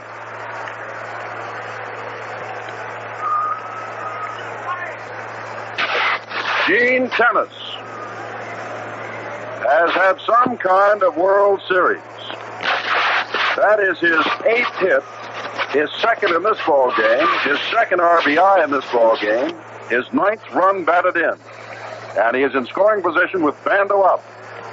And now we're going to get Alan Lewis to race out towards second base. And he will run for Tennis, which means that after all, we will see Epstein at first base later on. Epstein or Mike Keegan. Epstein not starting today. Keegan has been the late inning defensive replacement, and with a one-run ball game, Monty, probably would go to Keegan. Yes, I would imagine he usually goes in late defense. It's hard to score in a hit here. It's the reason he makes a change. Fastball inside the Bando. It's ball one. Well, the A's tied the ball game in the last of the 5th. Now the A's have red started in the last of the 5th. Now the A's have gone ahead, and that's the second pitch inside from Bourbon, and it's 2-0. Pedro has been most effective throughout this series, but has given up 2 hits and the go-ahead run. Back again, this pitch is very high. Now remember, he is a sinking fastball pitcher. That fastball was up at the cap of Bando, who looks down the Nord with a 3-0 count. Menke races over. Clay Carroll continues to throw in the Reds bullpen. And the crowd at Riverfront Stadium suddenly very quiet again. They had rallied. Now they're behind, and there's a ball hit to straightaway center field. Bobby Tolan goes back near the warning track. Reaches up. It'll be off the wall. And it is now 3-1. The ball gets away from Tolan. Into second base goes Bando with a double. Back-to-back doubles. And Tolan, who pulled an Achilles tendon twice, is limping and now bending over in center field. And the trainer for the Reds is dashing to center field, trying to walk it off. Looks like he's holding the back of his left leg, Monty. Jim, he fell about 2 steps from the warning track. I don't know if he could have caught that ball if he'd have kept going. I don't think he could have. It was really carrying to the wall. But he grabbed that back of his leg, and when a sprinter grabs the back of a leg, you think hamstring right away. But he folded up in a heap. He looked, remember the time in New York when Mickey Mantle took off to first base and just collapsed and grabbed the back of his leg. It looked that kind of a play. He did scramble on his knees and pick the ball up, but he really went down. And if he is hurt badly enough that he couldn't run, he would really take a weapon away from the Reds. Marky Anderson has gone all the way to center field to see Bobby Tolan. Tolan is due up next, or I should say in the next inning, second, following Morgan. And you know the kind of combination of Morgan and Tolan make on those bases. Tolan is up and walking around.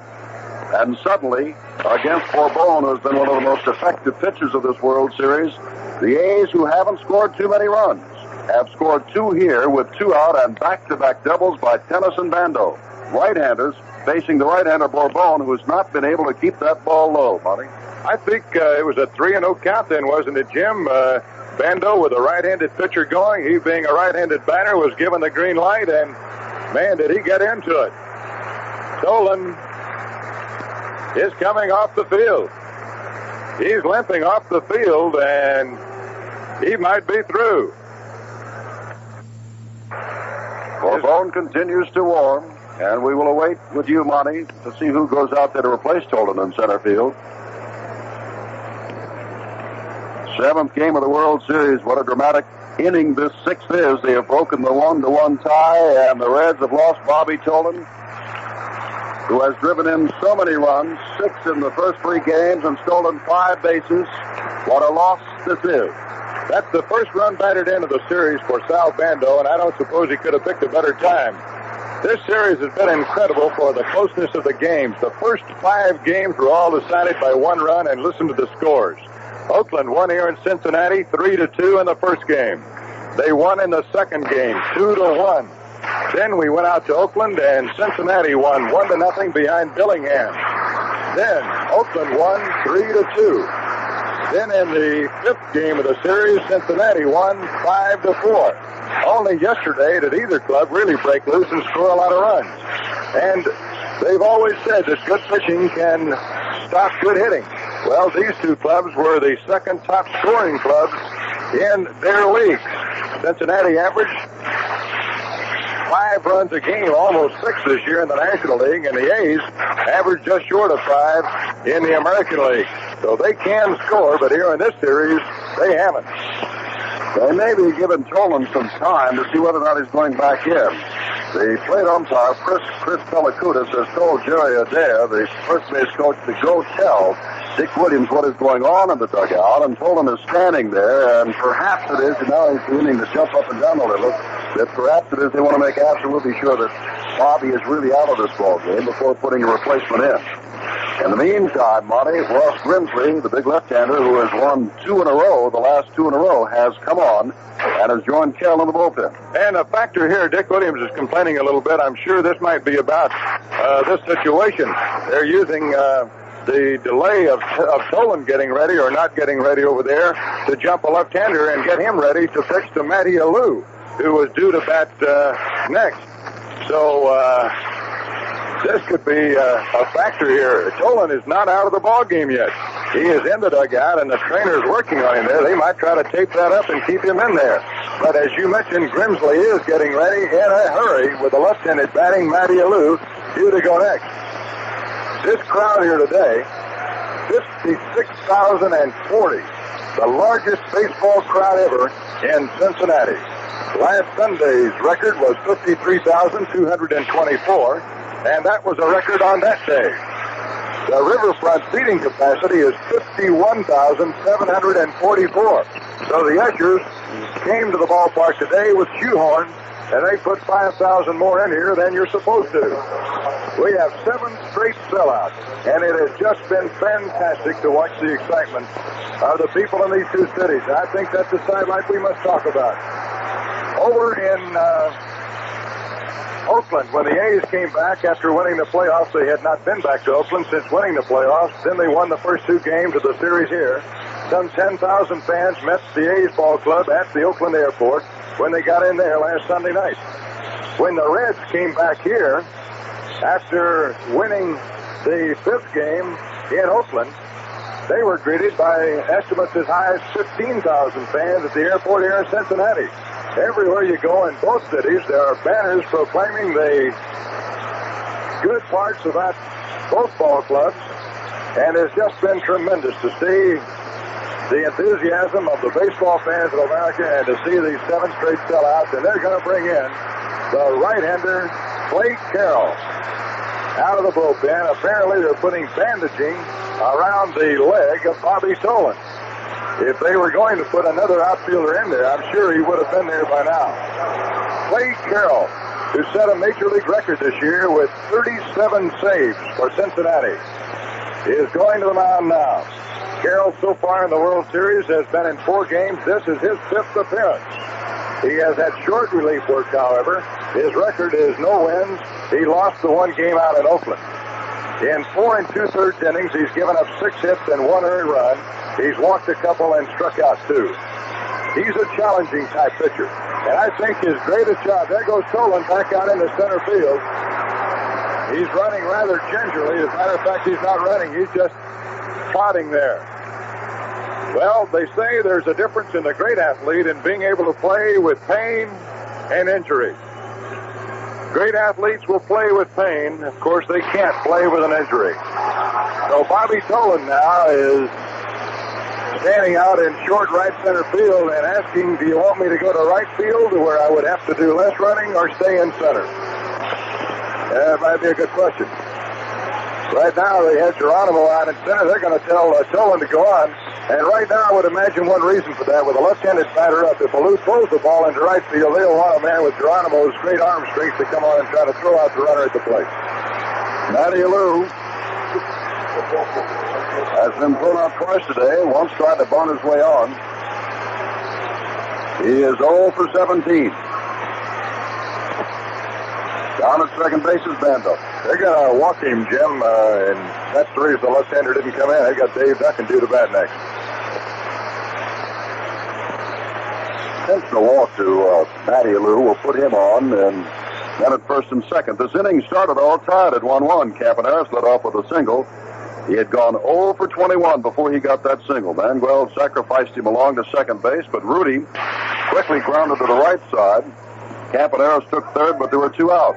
Then Tennis laced a double to left field to drive at his 9th run of the ball game and put him out in front by the score of 2-1. Alan Lewis went in to run for him, and Bando laced a double off the center field wall, and it was on that play that Tolan got hurt. Borbone, who gave up all of the hits and runs, is out of there now. Alou has been given first base on the intentional pass. Here is Duncan. Carroll throws a breaking pitch to him. It's outside, ball 1. Duncan is 1 for 3 in the series, plus a walk, and he was picked off second base as Odom was trying to bunt back in the second inning and missed. Big, strong man that hit 19 home runs during the regular season.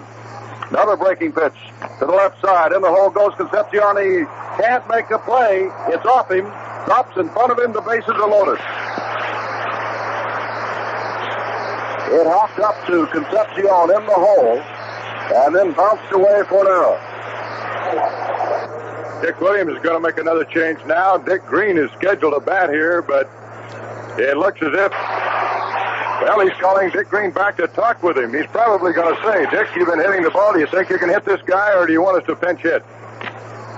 So it might be left right on the shoulders of Dick Green to make a decision here. Well, he's going to swing the bat. 2 runs are in. It's a 3-1 ball game, Oakland. We're in the top of the 6th.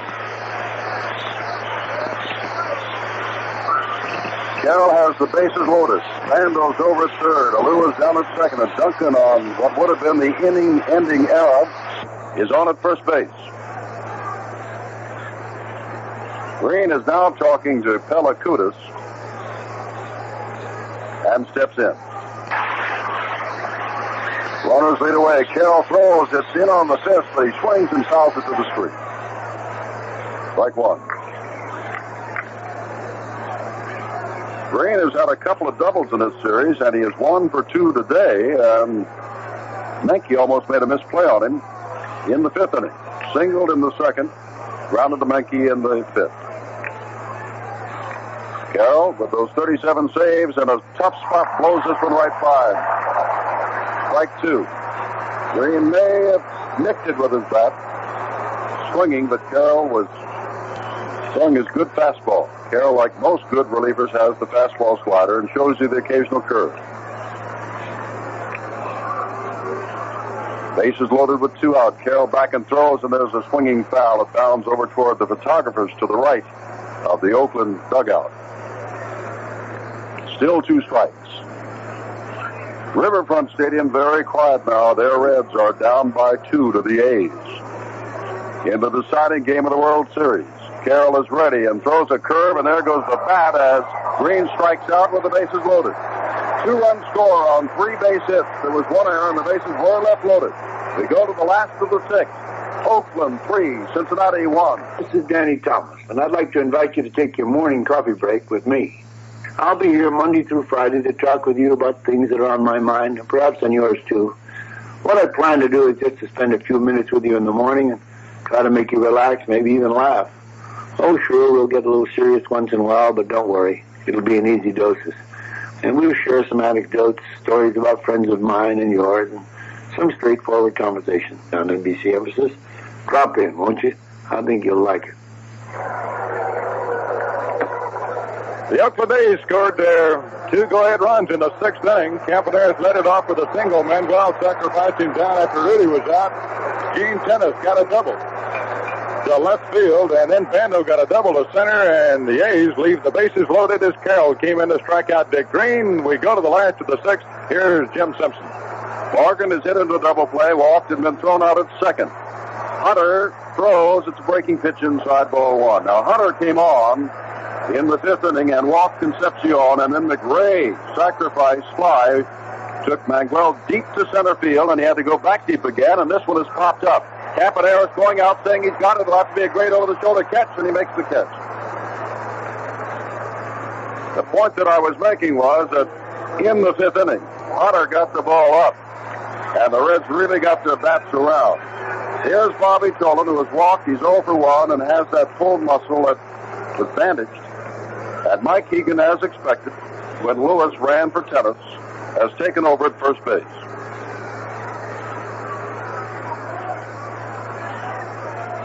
Well, Tennis has seen the last of his World Series action, but how about that 9 RBIs and 4 home runs? Tolan watches a fastball for a strike. You're superstitious. In the last 4 7-game series, the visiting team won the deciding game. Hunter back and throws, and it's fouled off to the left by Tolan. That was Pittsburgh at Baltimore last year in the Steve Blass game. Detroit at St. Louis in 68. St. Louis at Boston in 67. And Los Angeles at Minnesota in 65. 2 strikes now to Tolan with 1 out in the 6th. A's 3. Reds 1. Catfish Hunter, the second pitcher in relief of Odom. His game to win or lose here. Pitches inside, backing Tolan out. 1 ball, 2 strikes.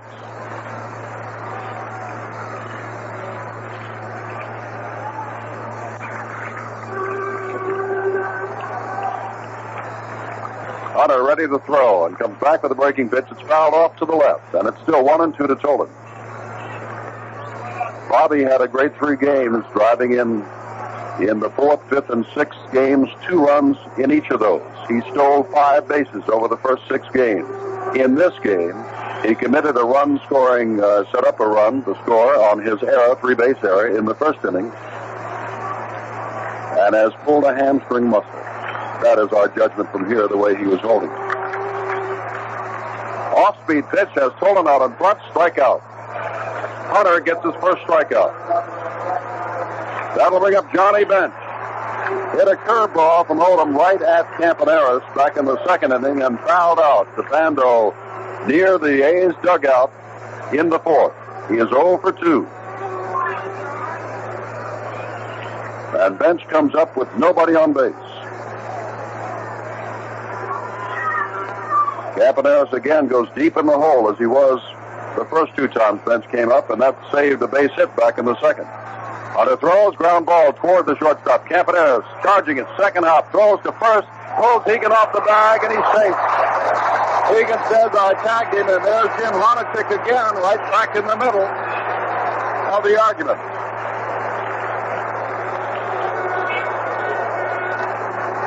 That is an error on Campaneris. The easiest play he's had in the series, Jim. It looked as if he just took so much time. He knew he had so much time, he made a bad throw. And here's Perez, who last time up doubled and later scored the only run. And Perez has had great success with Hunter over the years. He was 1 for 2 against him.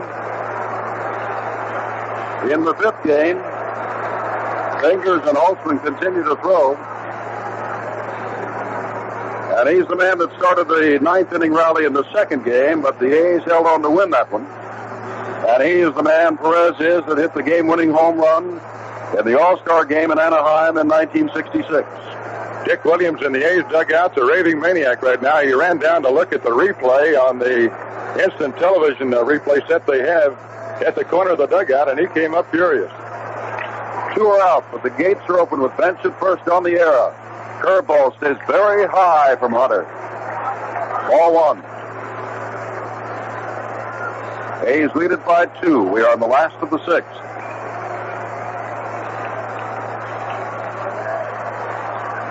Guarding the line is Bando at third base, very deep. Another curveball foul to the screen.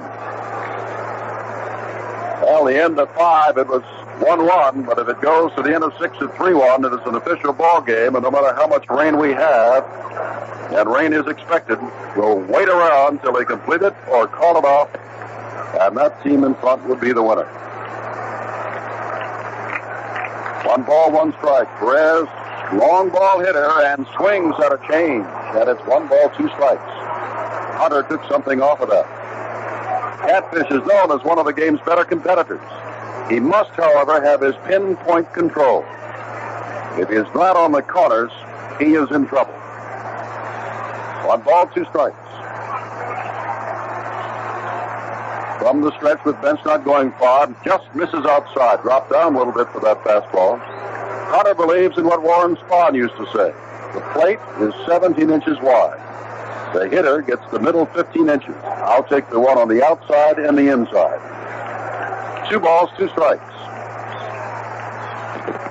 Back with a 2-2. He breaks down. It's away from Duncan, who lost it. Picks it up. It stayed right there, and Bench is going nowhere. But now we'll see Bench off and motoring with 2 out and a 3-2 count on Perez, who sent Rudy to the wall in the 2nd inning and doubled to left in the 5th. Both those swings were against John Blue Moon Odom. Now he's facing Catfish Hunter. On deck is Dennis Menke. Hunter checks Bench back to first base, realizing he'll be going with 2 out. A's lead it by 2. The tying run is at bat.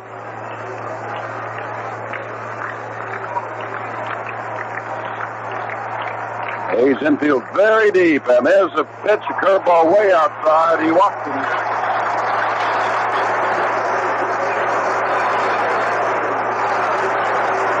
That'll bring up Menke. Well, you can bet that that was not an intentional walk, but neither was it so unintentional. Hunter was not about to give Perez, a home run hitter, anything good to swing at. And this made it too bad. Dick Williams is coming out, and with the right-handed Menke coming up, maybe this is the time we'll see Wally Fingers. But as Williams walks to the mound, let's us pause 30 seconds for station identification. Next weekend is Halloween Hullabaloo at Candlewick Lake. This is Jim Simpson back in Cincinnati. 2 are on, 2 are out. Menke's the batter, 3-1. Oakland. Menke is the go-ahead run, and he takes a pitch on the outside corner. Catfish got the corner on that pitch. The A's have scored 3 times. One of theirs was unearned. Any runs that might score in this inning would be unearned because of the throwing error by Campaneris on an easy play. It bounces away from Duncan, gets back to the wall. In to cover home is Catfish as the runners move up. Wild pitch.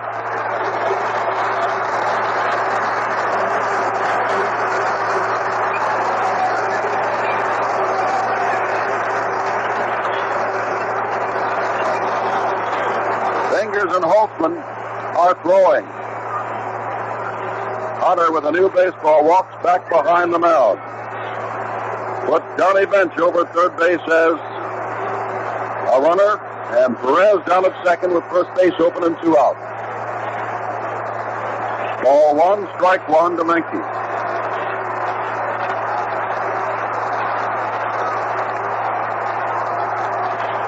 Hunter is ready. Pitching from the windup and just misses on the outside corner. That's 2-1. The left-handed batter, Geronimo, is on deck.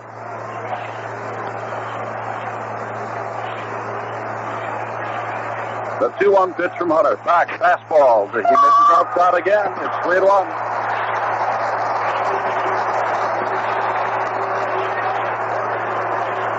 A's lead it by 2. The tying runs are in scoring position. And Menke, going to get some kind of pitch here. He'll be looking this one over. 3-1 with 2 out. Hunter's got to be around the plate here. Walker bases loaded. It is popped up to the right side. In comes Alou. Waves everybody away. Had a little late break on the ball, but is there in plenty of time, and they're out of the inning. No runs. No hits. A shaky error by Campaneris, and 2 men left. We've gone 6 innings. It's now a complete ball game. A's 3, Reds 1.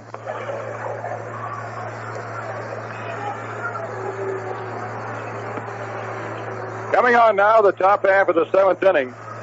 And Bobby Tolan is no longer in the game for Cincinnati. He gave it a game try, but his leg just gave out on him, and they have now moved Geronimo into center field, and George Foster is in right field.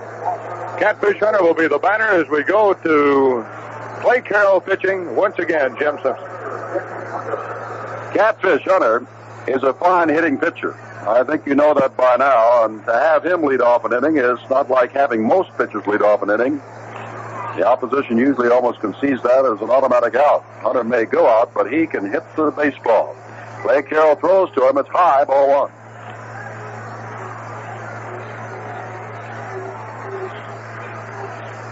Hunter waits in this 3-1 ball game. We're now in the 7th inning, and there's a pitch down low beneath the outstretched glove of Bench and goes back to the screen. It's ball 2.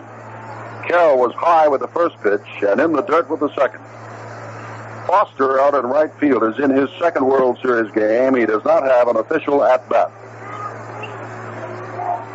Carroll is ready, and this one is high and out of the strike zone to the pitcher, Hunter. It is 3-0.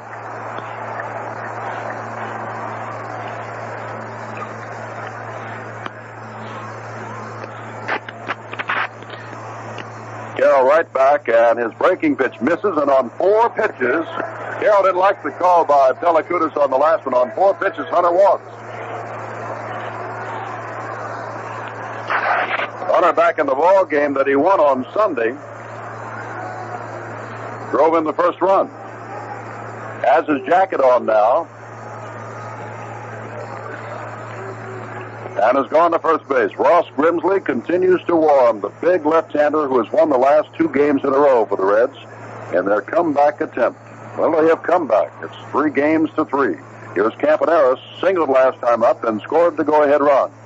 Bunts toward Carroll. Carroll comes up with it, goes to first base as Hunter goes down to second base, and the sacrifice works as Hunter is down at second base.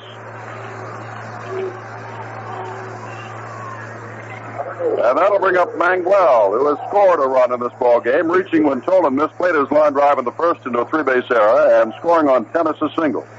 Since that time, he has popped to Morgan at second and sacrificed Campaneris down to second base. Has a chance now to drive in his second run of the World Series. You'll recall that he had the game-winning hit out on the West Coast in the last of the 9th of the game out there. A's lead it 3-1. 1 out here in the 7th inning. Manguel, a right-handed batter, facing the right-handed Clay Carroll. They play Manguel. They hit to the opposite field. They play him around to the right. Big curveball blocked in the dirt by Bench. Well, you just can't say it too much.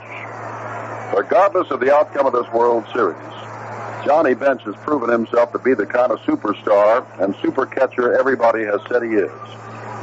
He has really had his work cut out for him. Fastball, and this is foul tipped at the plate. 1 ball, 1 strike. Catfish Hunter is down at second base. Nobody's working in the A's bullpen. Hunter, a real competitor, had a little control problems there, but has worked his way out of all the jams, getting Menke with a fine 3-1 pitch to pop up to short right. Curveball, and again, Bench has to go outside and backhand that, lest it get away. 2 balls, 1 strike. Clay Carroll did a marvelous job in the last of the 6th, walked 1 man intentionally, in trouble because of an error, but then struck out Green swinging to end the inning. Back with another curveball on 2-1, and it's foul at the plate. 2-2.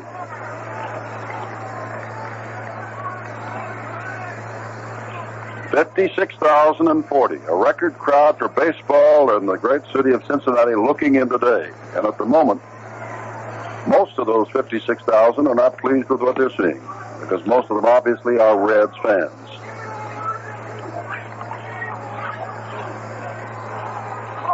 Manguel is ready. Carroll has the side. 2-2. Hunter at second base. Looks. Back throws another curve. Bounding very slowly to Menke at third base, and he's got plenty of time to make the throw over to Perez or 2 out. Hunter has to hold second.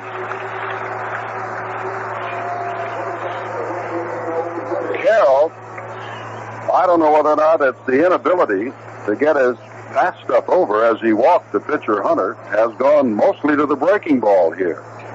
Here's Rudy, 0 for 3 today.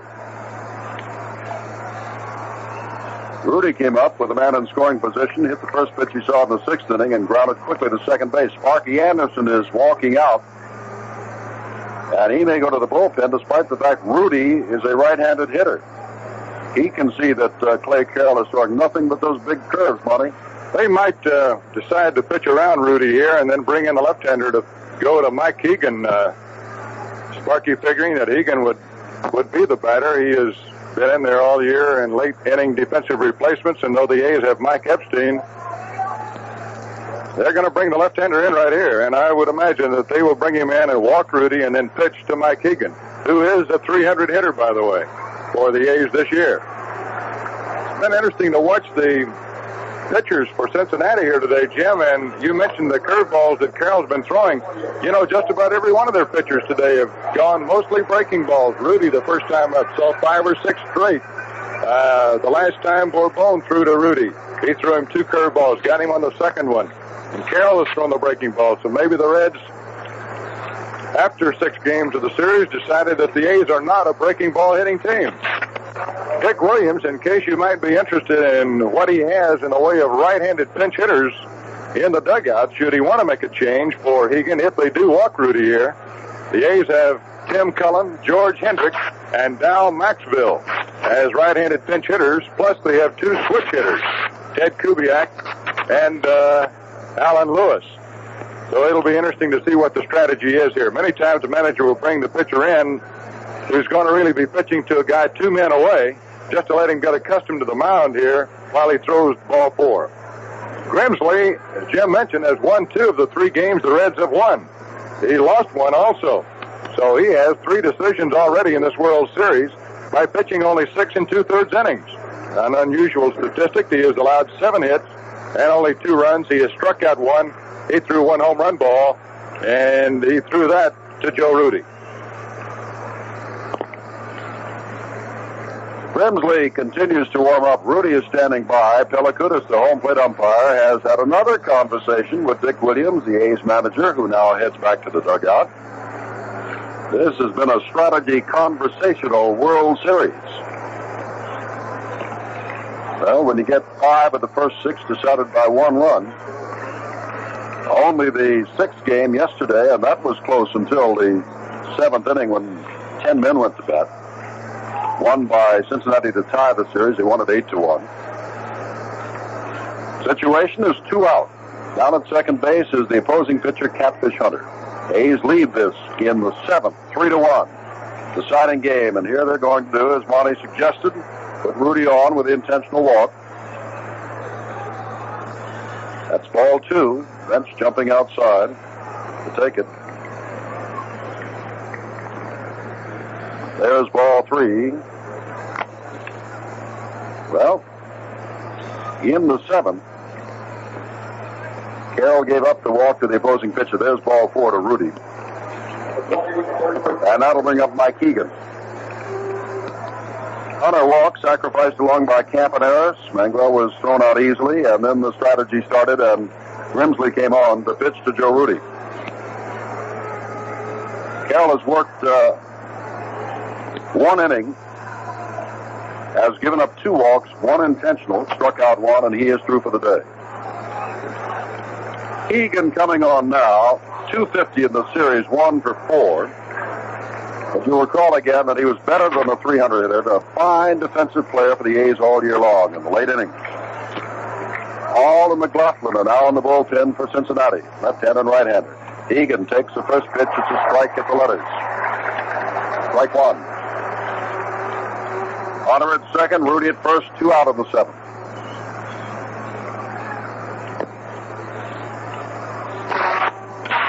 Hegan, big, strong left-handed hitter. Looks, and this pitch is wow. Does Bench go outside to get that one? Outside and low. Grimsley now becomes the 4th Reds pitcher in this 7th World Series game. And there are 2 more warming. Grimsley ready, looks back at second and throws. The slider that catches the outside corner. 1 ball, 2 strikes. Good pitch from Grimsley. That ball ducked away from Hegan and caught the corner. Now Hegan is behind to Grimsley. Herb Norton yelled something out to Catfish Hunter at second base. Here's the 1-2 pitch. This is way outside and squares the count at 2 off.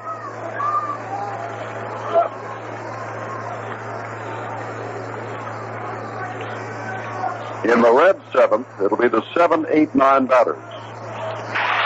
But as in the playoffs, the A's lost Reggie Jackson, their center fielder. In this 7th game, the Reds have lost Bobby Tolan. Lost his pulled leg muscle. Grimsley back, and it's foul to the screen. 2-2.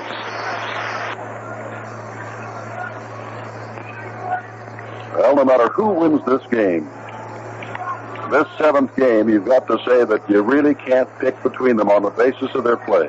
Every game except one has been very close. There's been good pitching, good defense, little hitting until yesterday. 2-2. Left-hander Grimsley throws, takes something off of it, and gets him swinging. Well, Grimsley does the job. A run, no hits, no errors, 2 men left. We go to the last of the 7th.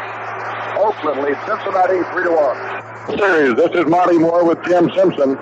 This game has been fraught with danger for pitchers on both sides the last couple of innings. The A's in the 6th inning left the bases loaded. They left 2 on in the 7th. Cincinnati left 2 on in the 5th and 2 on in the 6th. So either club has had a chance to break it open in the last 2 innings. And we are now in for a wild finish of this. Well, with the pitcher due up in the 7th, the number 3 batter, the Reds, have Tom Hall throwing. And before Hunter even throws his first pitch of the 7th, Raleigh Fingers, the right-hander, Kenny Holtzman, the left-hander, are throwing in the A's bullpen. Geronimo, who is 3 for 17 in the series. He's 1 for 2. Well, he's 1 for 1 in this game. He walked in the 5th inning. Left-handed batter now playing center field, swings at the first pitch, a breaking pitch from Hunter at strike 1. Geronimo switched to center when Tolan came up injured.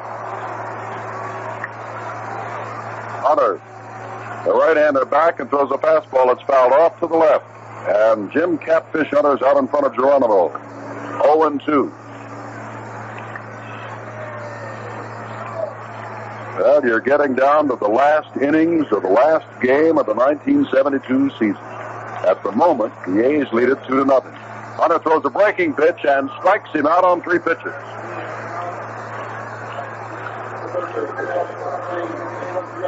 And that's the best example we have seen Hunter around the plate in this appearance. All 3 pitches were well within the strike zone. Started him off with a breaking pitch that Geronimo's missed, then came back with a fastball that he fouled to the screen and then struck him out way out in front of a slow curve. Concepcion is up and Joe Haig has come out on deck. The bat for the pitcher, Ross Grimsley. They need runs now, not pitching. Fastball right down the middle. Concepcion watched it for strike 1. 3 runs, 5 hits, 1 error for the A's, 1 run, 2 hits, 2 errors for the Reds. One of them costly. Back with a breaking pitch that drops over for another strike. And again, that's 5 pitches that Hunter has thrown, and they've all been in the strike zone.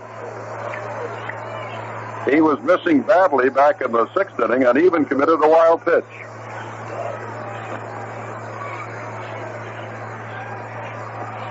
Concepcion waits on the 2-strike pitch, another curve, but this stays inside and high. It's 1 ball, 2 strikes.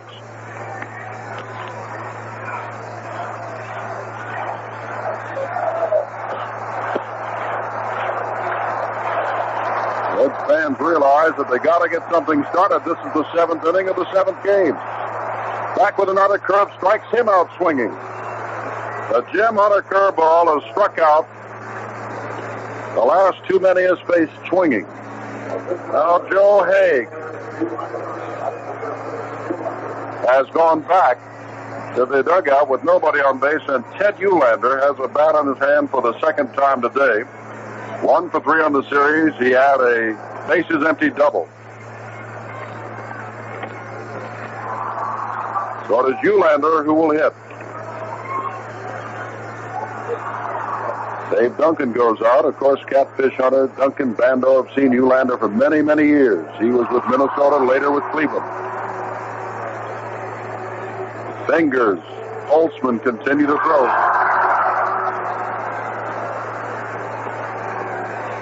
That double that Eulander had with nobody on was against Hunter. At this moment, Sparky Anderson, the Reds and their fans would like lightning to strike twice in the same place. Eulander, big, strong left-handed hitter, used to be a pretty good power hitter. Takes a good rip at a high fastball there and fouls it to the screen. That pitch was up, and Eulander took a good swing. 1 strike. Hunter has been throwing strikes, comes back and gives him the fastball that gets the outside corner looking. It's 0-2 to Eulander. And Hunter has been ahead of every batter he has faced in this inning.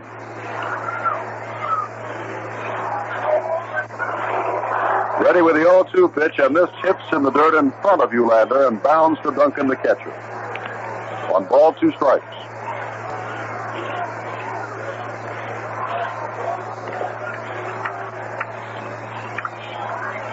Hunter right back, and this one bounces by Eulander's feet, a breaking pitch, and gets away from Duncan. It's 2-2. Tom Hall will be the next pitcher for Cincinnati, and he is completing his warm-ups right now. And Hall will become the 5th Cincinnati pitcher in this game. 2-2 to Eulander, throws him the breaking pitch, lined out to left field, but Rudy has plenty of room and time, and is there, and that's a 1-2-3 inning for Hunter. The runs hits the runners and none left. We've gone 7 full now, and Cincinnati trails Oakland 3-1.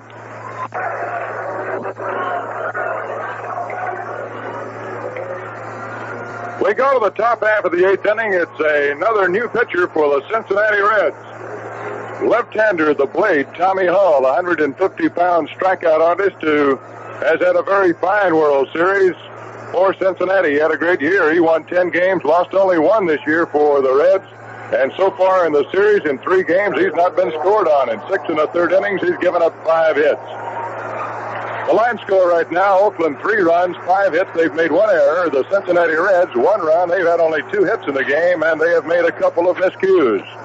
Chris Pellicutis is going to the mound, and he is saying something to Tommy Hall about going to his mouth with his fingers, and whether or not they're telling him it is okay here to do it on the dirt part, or that today is so warm that you can't do it, we don't know, but he talked with him about that. Here we go to the 8th, and once again, Jim. Sal Bando 1 for 3 today. The last time up, he drove in the 3rd run of the ball game with a double to center field. It was on that double that Tolan was injured. Right-handed batter, and Hall throws a strike on the inside corner. Bando for Sal. That was his first RBI of the World Series. Hall, tall and thin. As Monty said, they call him the Blade. Back took something off of that, and Bando swings and misses. Strike 2. Bando didn't think he went around, and he and Pellicutis are having a little discussion now. Either Pellicutis is saying it was over anyway, or you did go around. 2 strikes to Bando, the leadoff batter, in the Oakland 8th of a 3-1 ball game. All right back, and there's a foul tip to the screen. Should the A's win today? Should they win today?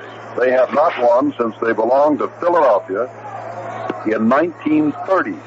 That's 42 years ago. Cincinnati has won 2 World Series in 1919 and in 1940. They'd like to make it 3 today. Now they trail by 2 runs in the 8th. Already 2 strike. Pitch to Bando, who pops it up, foul, and off to the right and in the seats. Perhaps 20 rows back.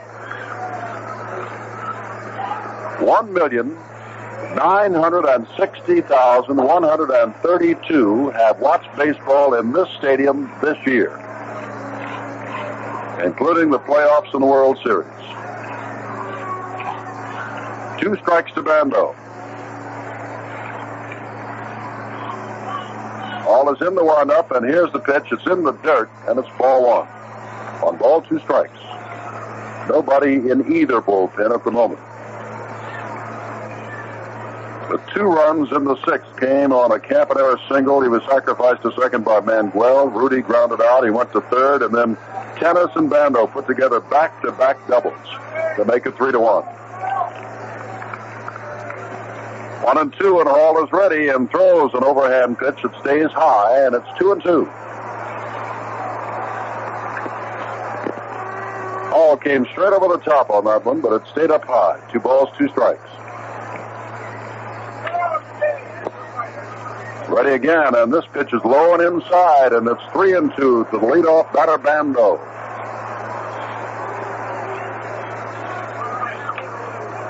And Sal steps out.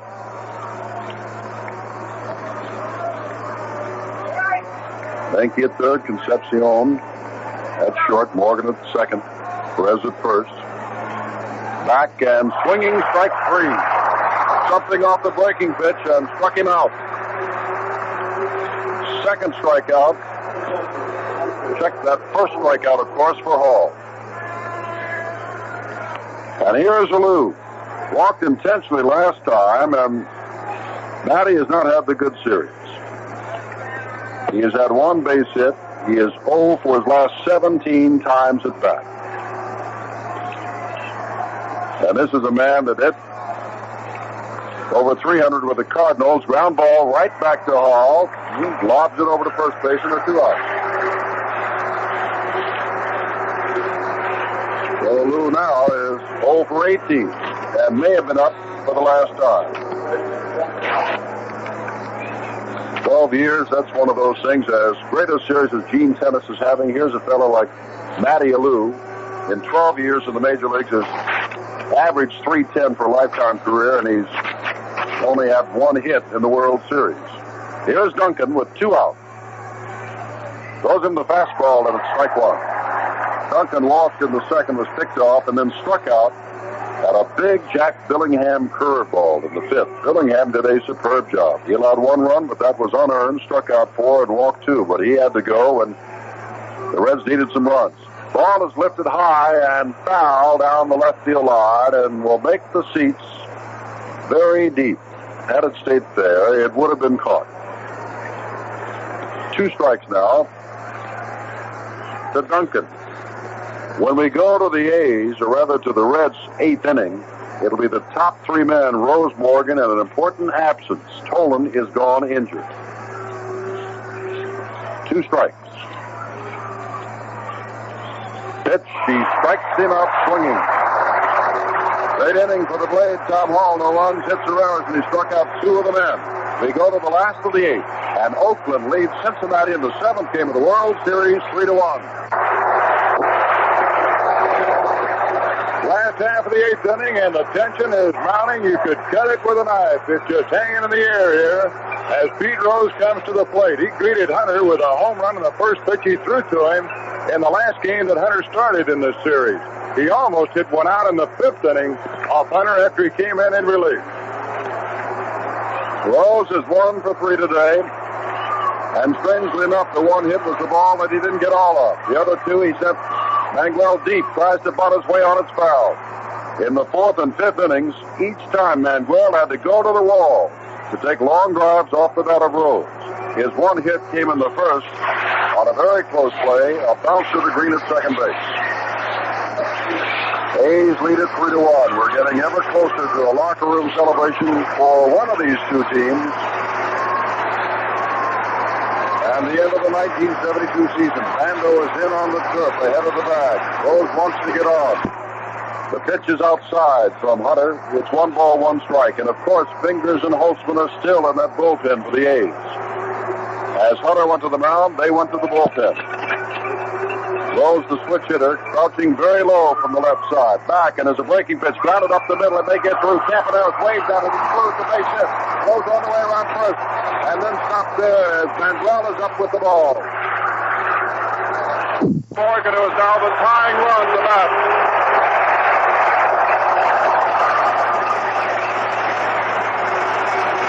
That's the first hit of Hunter, and only the 3rd for the Reds.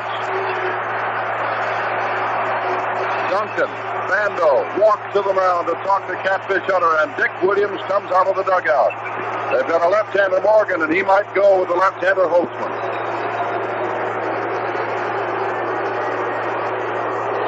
Williams crosses the third base line, walking very resolutely now toward Duncan, first of all, to talk to him. And then up on the mound, the catfish hunter, Joe Morgan, who broke things apart. Got his first 2 hits yesterday. He has walked 5 times and has scored 4 runs. Today he is 0 for 2. Williams is going to call for the left-hander. He wants Kenny Holtzman to come in. With none out in the 8th of a 3-1 ball game. And Holtzman, former National Leaguer, who a year ago pitched a no-hitter against these Reds, is walking in. Well, Dick Williams is playing percentages in one side and playing against him on another side. The word is that Morgan hit over 350 against left-hand pitching this year in the National League. He had 2 hits yesterday here off left-handers. One, a double off Vida Blue to start the ball game for Cincinnati, and another off Hamilton that knocked in a run or 2. Kenny Holtzman has been in the National League for a great number of years before the A's traded for him this year from the Chicago Cubs. Holtzman pitched one of the games here in the World Series. As a matter of fact, he's pitched so far in this World Series in 2 games and has won 1 of them in 12 2/3 innings of work. We pause here 30 seconds for station identification. Next weekend, it's Halloween hullabaloo at Candlewick Lake. There'll be fun for the whole family. Bumper apples and join in the big pumpkin carving contest with free pumpkins for all the kids. And a big costume contest. Cider and donuts, too. It's all free. So come to Candlewick Lake next weekend for the big Halloween hullabaloo. Just take I-90 to the General Road exit toward Belvedere and follow the signs to Candlewick Lake. That's Halloween hullabaloo. WMAQ, Chicago. As Kenny Holtzman comes into the ball game, we're in the last half of inning number 8. The Oakland A's have a 3-1 lead, but the power-packed part of the Cincinnati batting order is due. Morgan, a left-handed batter, is coming on with Rose at first base, nobody down. Then George Foster is due to bat in the spot that would have been occupied by Bobby Tolan. Foster, however, a right-handed batter, has pretty good power. Now the A's have right-hander Raleigh Fingers and left-hander Vida Blue, who started yesterday's game, both out in the bullpen. And the Reds fans have come alive. With Rose at first, Morgan, who can hit the ball out of here, represents the tying run in this 3-1 ball game in the Cincinnati 8th. Time is running out on the Reds, and if they are to win this game, it would be again in late inning heroics, as they've done so many times throughout the season. Rose leads off at first base. The pitch, ball 1. Duncan looks down to first base. Rose hadn't moved too far. The one thing that Holtzman does not want to do is put Morgan on. Then the winning run could come to the plate. Comes back with a pitch. Last bag, Keegan goes all his way to second. In the corner goes. Rose goes to third. Morgan goes to second. Ball gets away from Malou. Rose is going to come on and now stops. The ball goes to third, and he dives back to third. A double. The tying runs are at second and third with none out.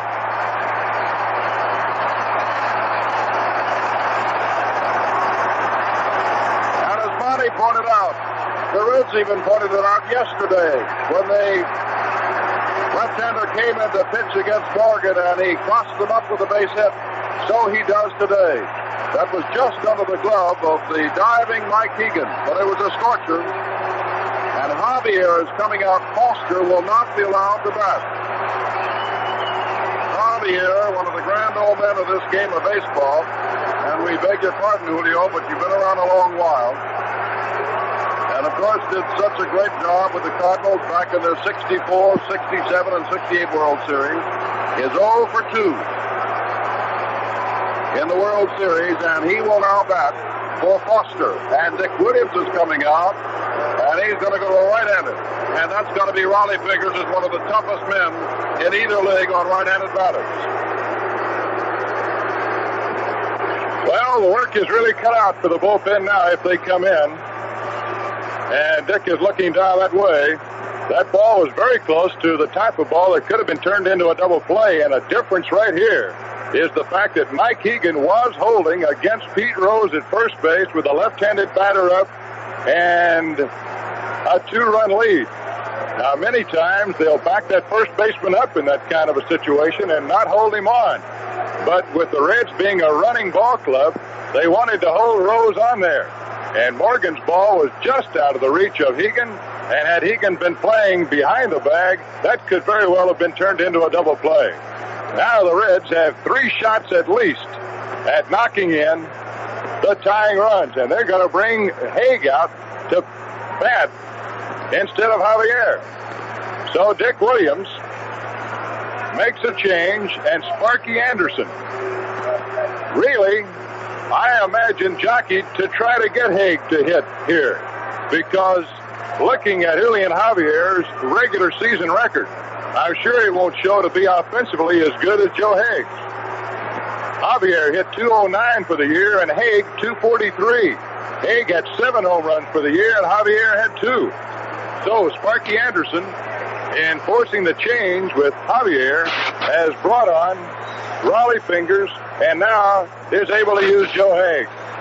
So Fingers, who pulled off a couple of miracle saves in the playoffs for the Oakland A's against the Detroit Tigers, has got the biggest save to make that he has ever made in his baseball career. He's a big guy, 6'4". He is from Cucamonga, California. Now makes his home up in the San Francisco Bay Area. And during the year, Raleigh Fingers led the Oakland pitching staff in saves with 21.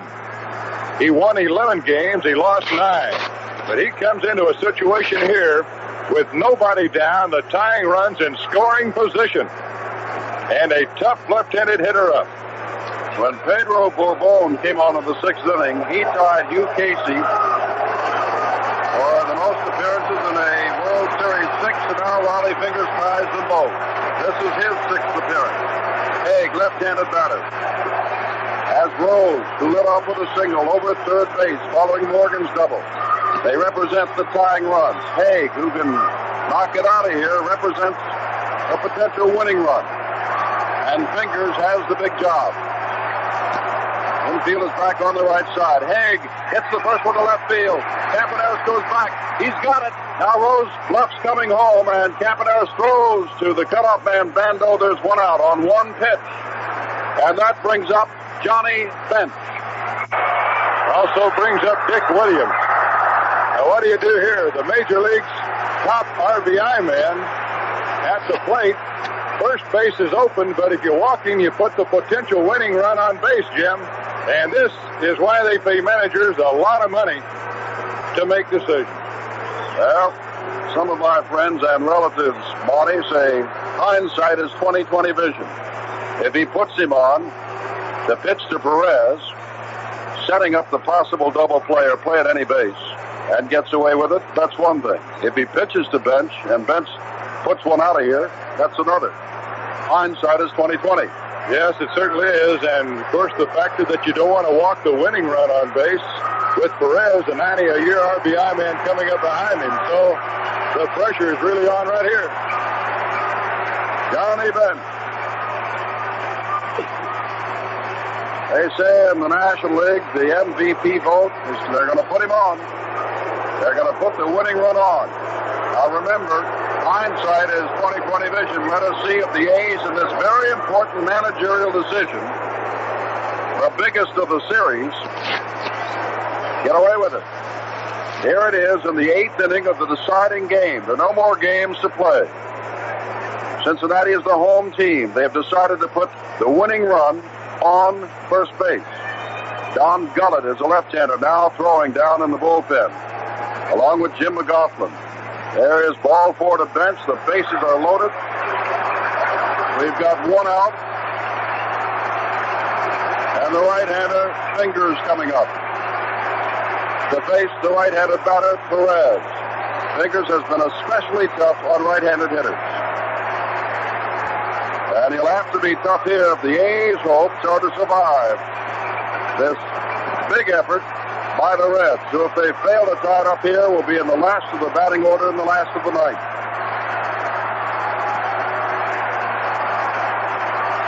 Infield very deep back on that turf. Fingers throws a big curveball. It's fouled to the screen by Perez. Curveball in on the fist. Menke kneels on deck. Vida Blue still is out in the Oakland bullpen. Perez has more hits than anybody else in this series. He's got 10. Fingers back, another curveball, raced out to right field. Alou says he has it. Tagging at third base is Rose. Alou has it. Rose comes home to score the second run. Morgan goes to third. The tying run is at third base with 2 out in a 3-2 ball game.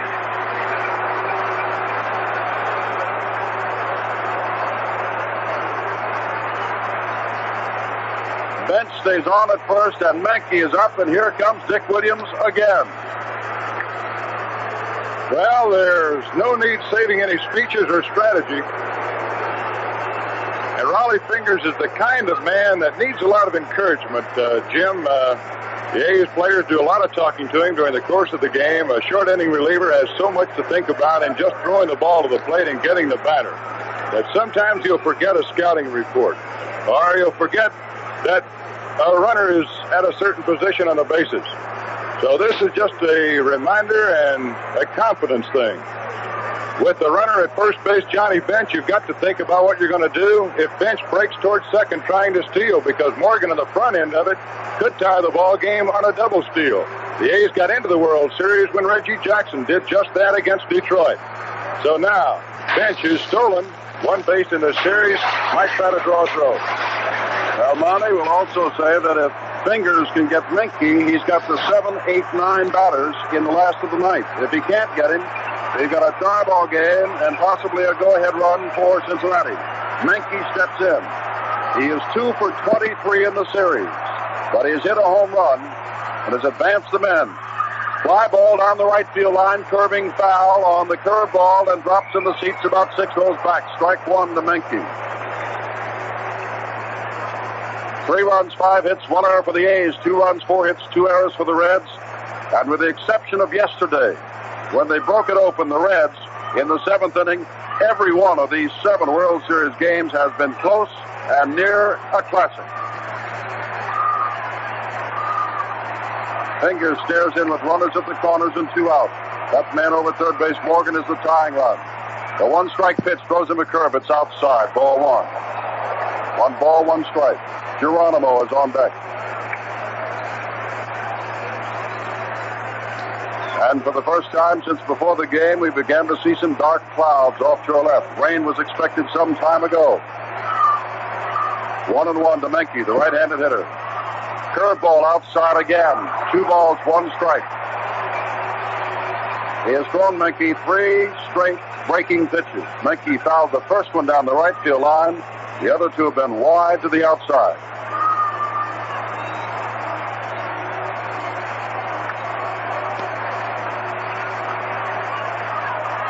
Bench short lead off first base. Back, throws a fastball, fouled away. And it's 2-2. 2 balls, 2 strikes to Menke.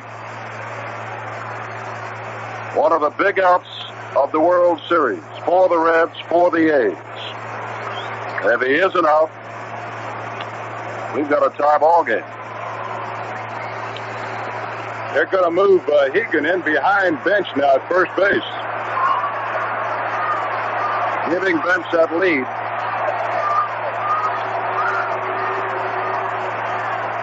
Two and two. Fingers ready on 2-2. Bench is running. Pitches outside. Goes back to third. Or back to the pitcher, rather, to keep the man at third. They did not throw down to second base. As Hegan moved him back, that gave Bench the opportunity to take the big lead, not being held on, and he easily stole second. And so now, the man that Williams elected to walk to put on base, the potential winning run, is in scoring position on the stolen base. And it's 3-2 with 2 out. Everybody will be watching this pitch. First base is open. They don't have to go, barring the walk, to load him up. Here's a 3-2. Throws him a curveball. It's popped up. Short left field. Campaneris goes out. Rudy comes in. Rudy is there and has it for the third out. Fingers does the job. 1 run scores on just 1 base hit. There were no errors, and men left at second and third through 8 innings. Oakland leads by a run, 3-2 over Cincinnati. Back at Riverfront Stadium in Cincinnati, Jim Simpson, Monty Moore, has been dispatched to the Oakland dressing room, and we may hear from him after this game is over. That is, if the Oakland A's win this game. but they're only a run apart. How dramatic this series has been. The first 5 games settled by a run.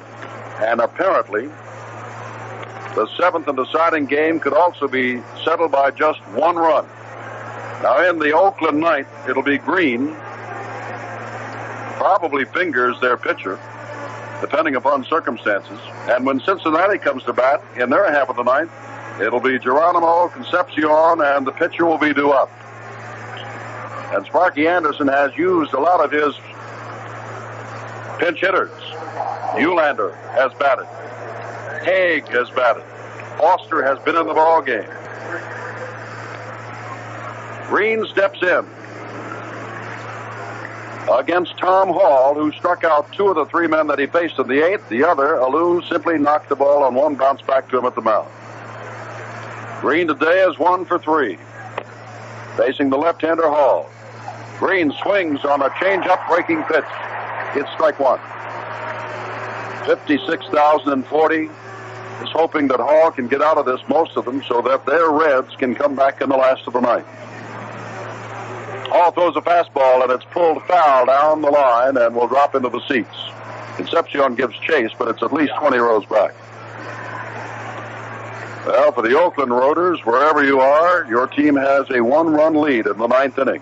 For the Reds Rooters, and there are lots of them around also, your team won the National League Championship down by a run in the last of the 9th at the deciding game and pulled it out. 2 strikes now to Dick Green. The pitch, swinging strike 3, breaking pitch. Hall has now struck out his 3rd man. And that'll bring up Raleigh Fingers, the pitcher.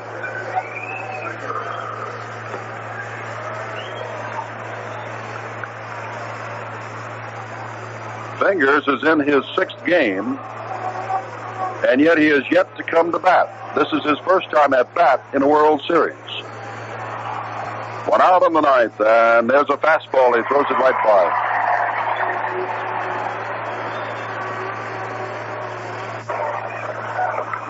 Raleigh is up there not thinking base hit so much as he is thinking the last of the 9th inning, which he must pitch. Back again, off-speed pitch, catches the outside corner. It's strike 2 to Fingers.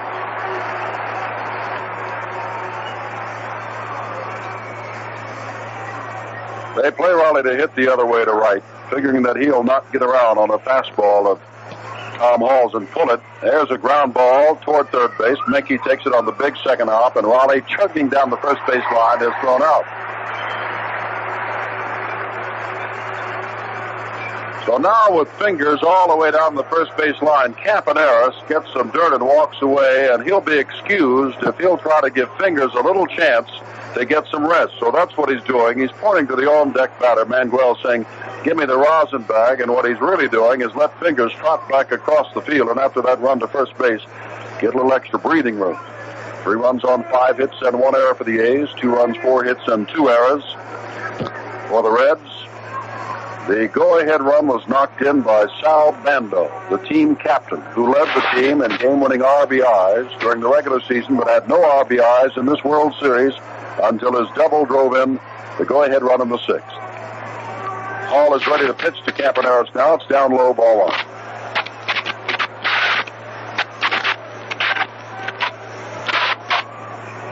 Seventh game, World Series, 2 out, Oakland 9th. The Reds have 1 more chance. Hall back and throws a strike at the knees to Campaneris. Well, we cannot talk too much about the championship playoffs of both leagues, and for the first time in history, each went to 5 games. Neither had been to the full 5 before. And here we are in another 7-game World Series. 1 ball, 1 strike, and there's a ground ball up the middle. Campaneris has a base hit. First hit off Hall. And that's the 6th hit for the A's. And that will bring up Manuel, who scored the first run when Bobby Tolan, out of the game now with an injury, misplayed his line drive into a 3-base error. Gene Tennis knocked him in. Since then, Manuel has popped out, sacrificed successfully, and grounded to third. Tennis left the ball game for a runner after driving in 2 more runs in this game. That gives him 9 RBIs for the World Series. And, of course, he had a record-tying 4 home runs. 3-2 the score. Campaneris down at first base. Leading off, he's all the way on the turf. He's not over near. Perez is holding him there, and Campaneris retreats, and there's a swinging strike on a good fastball by Hall. He had Campaneris going back to first base as he's throwing the pitch to Manuel. Campaneris again edges out on that turf, away from the dirt spot on this almost fully covered turf here. Now they check him at first base. And Campaneris is back in plenty of time ahead of the soft lob throw of Tom Hall, the fifth Cincinnati pitcher in the seventh game of the series. Hall pitching from the stretch. Campaneris moves as if to go, but does not. Drive out to center field. Geronimo is playing there and comes in a couple of steps and takes it. We go to the last of the ninth.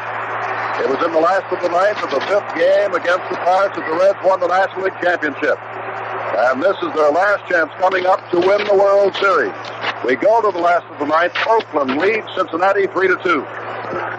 Now for the last of the ninth of the World Series. This is Jim Simpson at Riverfront Stadium. Conference on the mound between Bando, Duncan, and Raleigh Fingers, who must pitch to Geronimo, Concepcion, and a pinch hitter.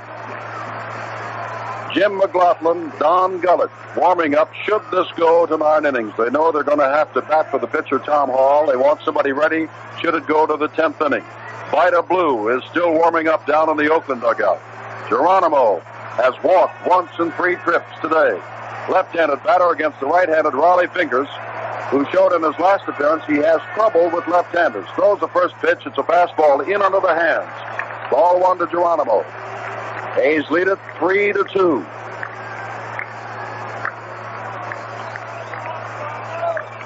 Fingers right back and throws another pitch. It's fouled off. Fastball fouled off to the left.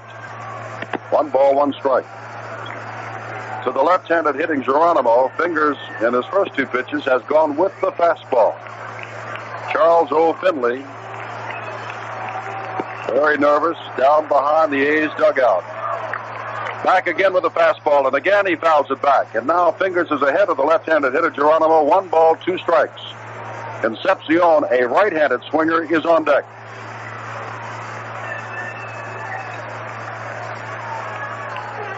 One and 2.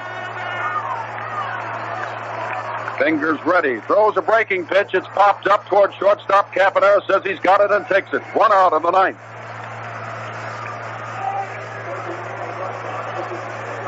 Well, Dick Williams got away with something that you don't do too often. That is, on the road, put the winning run on base. But with a man like Johnny Bench up there, he put Bench on base. The man ahead of John scored, but Bench was left stranded at third base.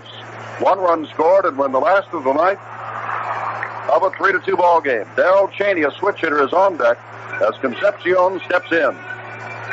Blue continues to warm. Fingers stares in at Concepcion, who has walked, flied out, and struck out in the 7th game of the World Series. Fingers throws him a good fastball on the outside corner. Strike 1.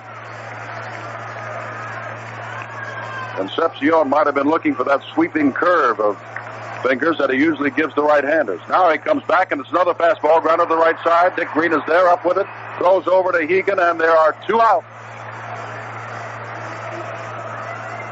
2 out in the last of the 9th. Bando, Duncan, Fingers can hardly contain themselves as Darrell Cheney, a switch hitter, comes up. Cheney, of course, will bat from the left side. He has been up 7 times without a base hit in the World Series.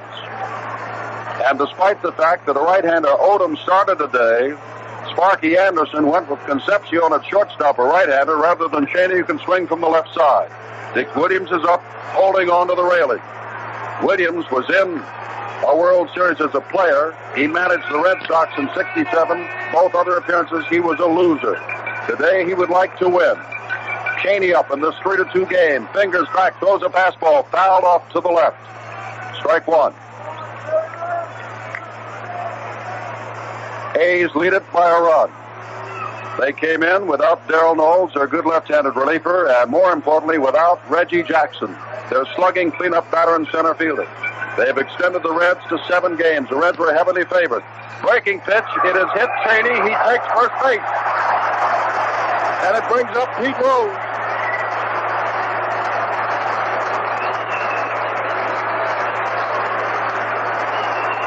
The man who started the rally in the 8th inning, the man who has had 8 straight 300 years, the man who led the major leagues in hits with 198, Pete Rose, will get his swings as a breaking pitch from Fingers hit Cheney on the foot. And Cheney is still hobbling around at first base. Rose is up. Joe Morgan comes out on deck with 2 out in a 3-2 ball game in the last of the ninth. And now the Reds and their fans will remember that against the Pirates in the last of the ninth, they were down by a run and won it. Dick Williams comes out to talk to Rowdy Fingers.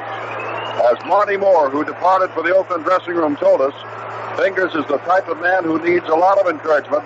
He needs to be told the situation. Now, Vida Blue is down in the bullpen. If Blue comes in, Rose will swing around to the right side of the plate.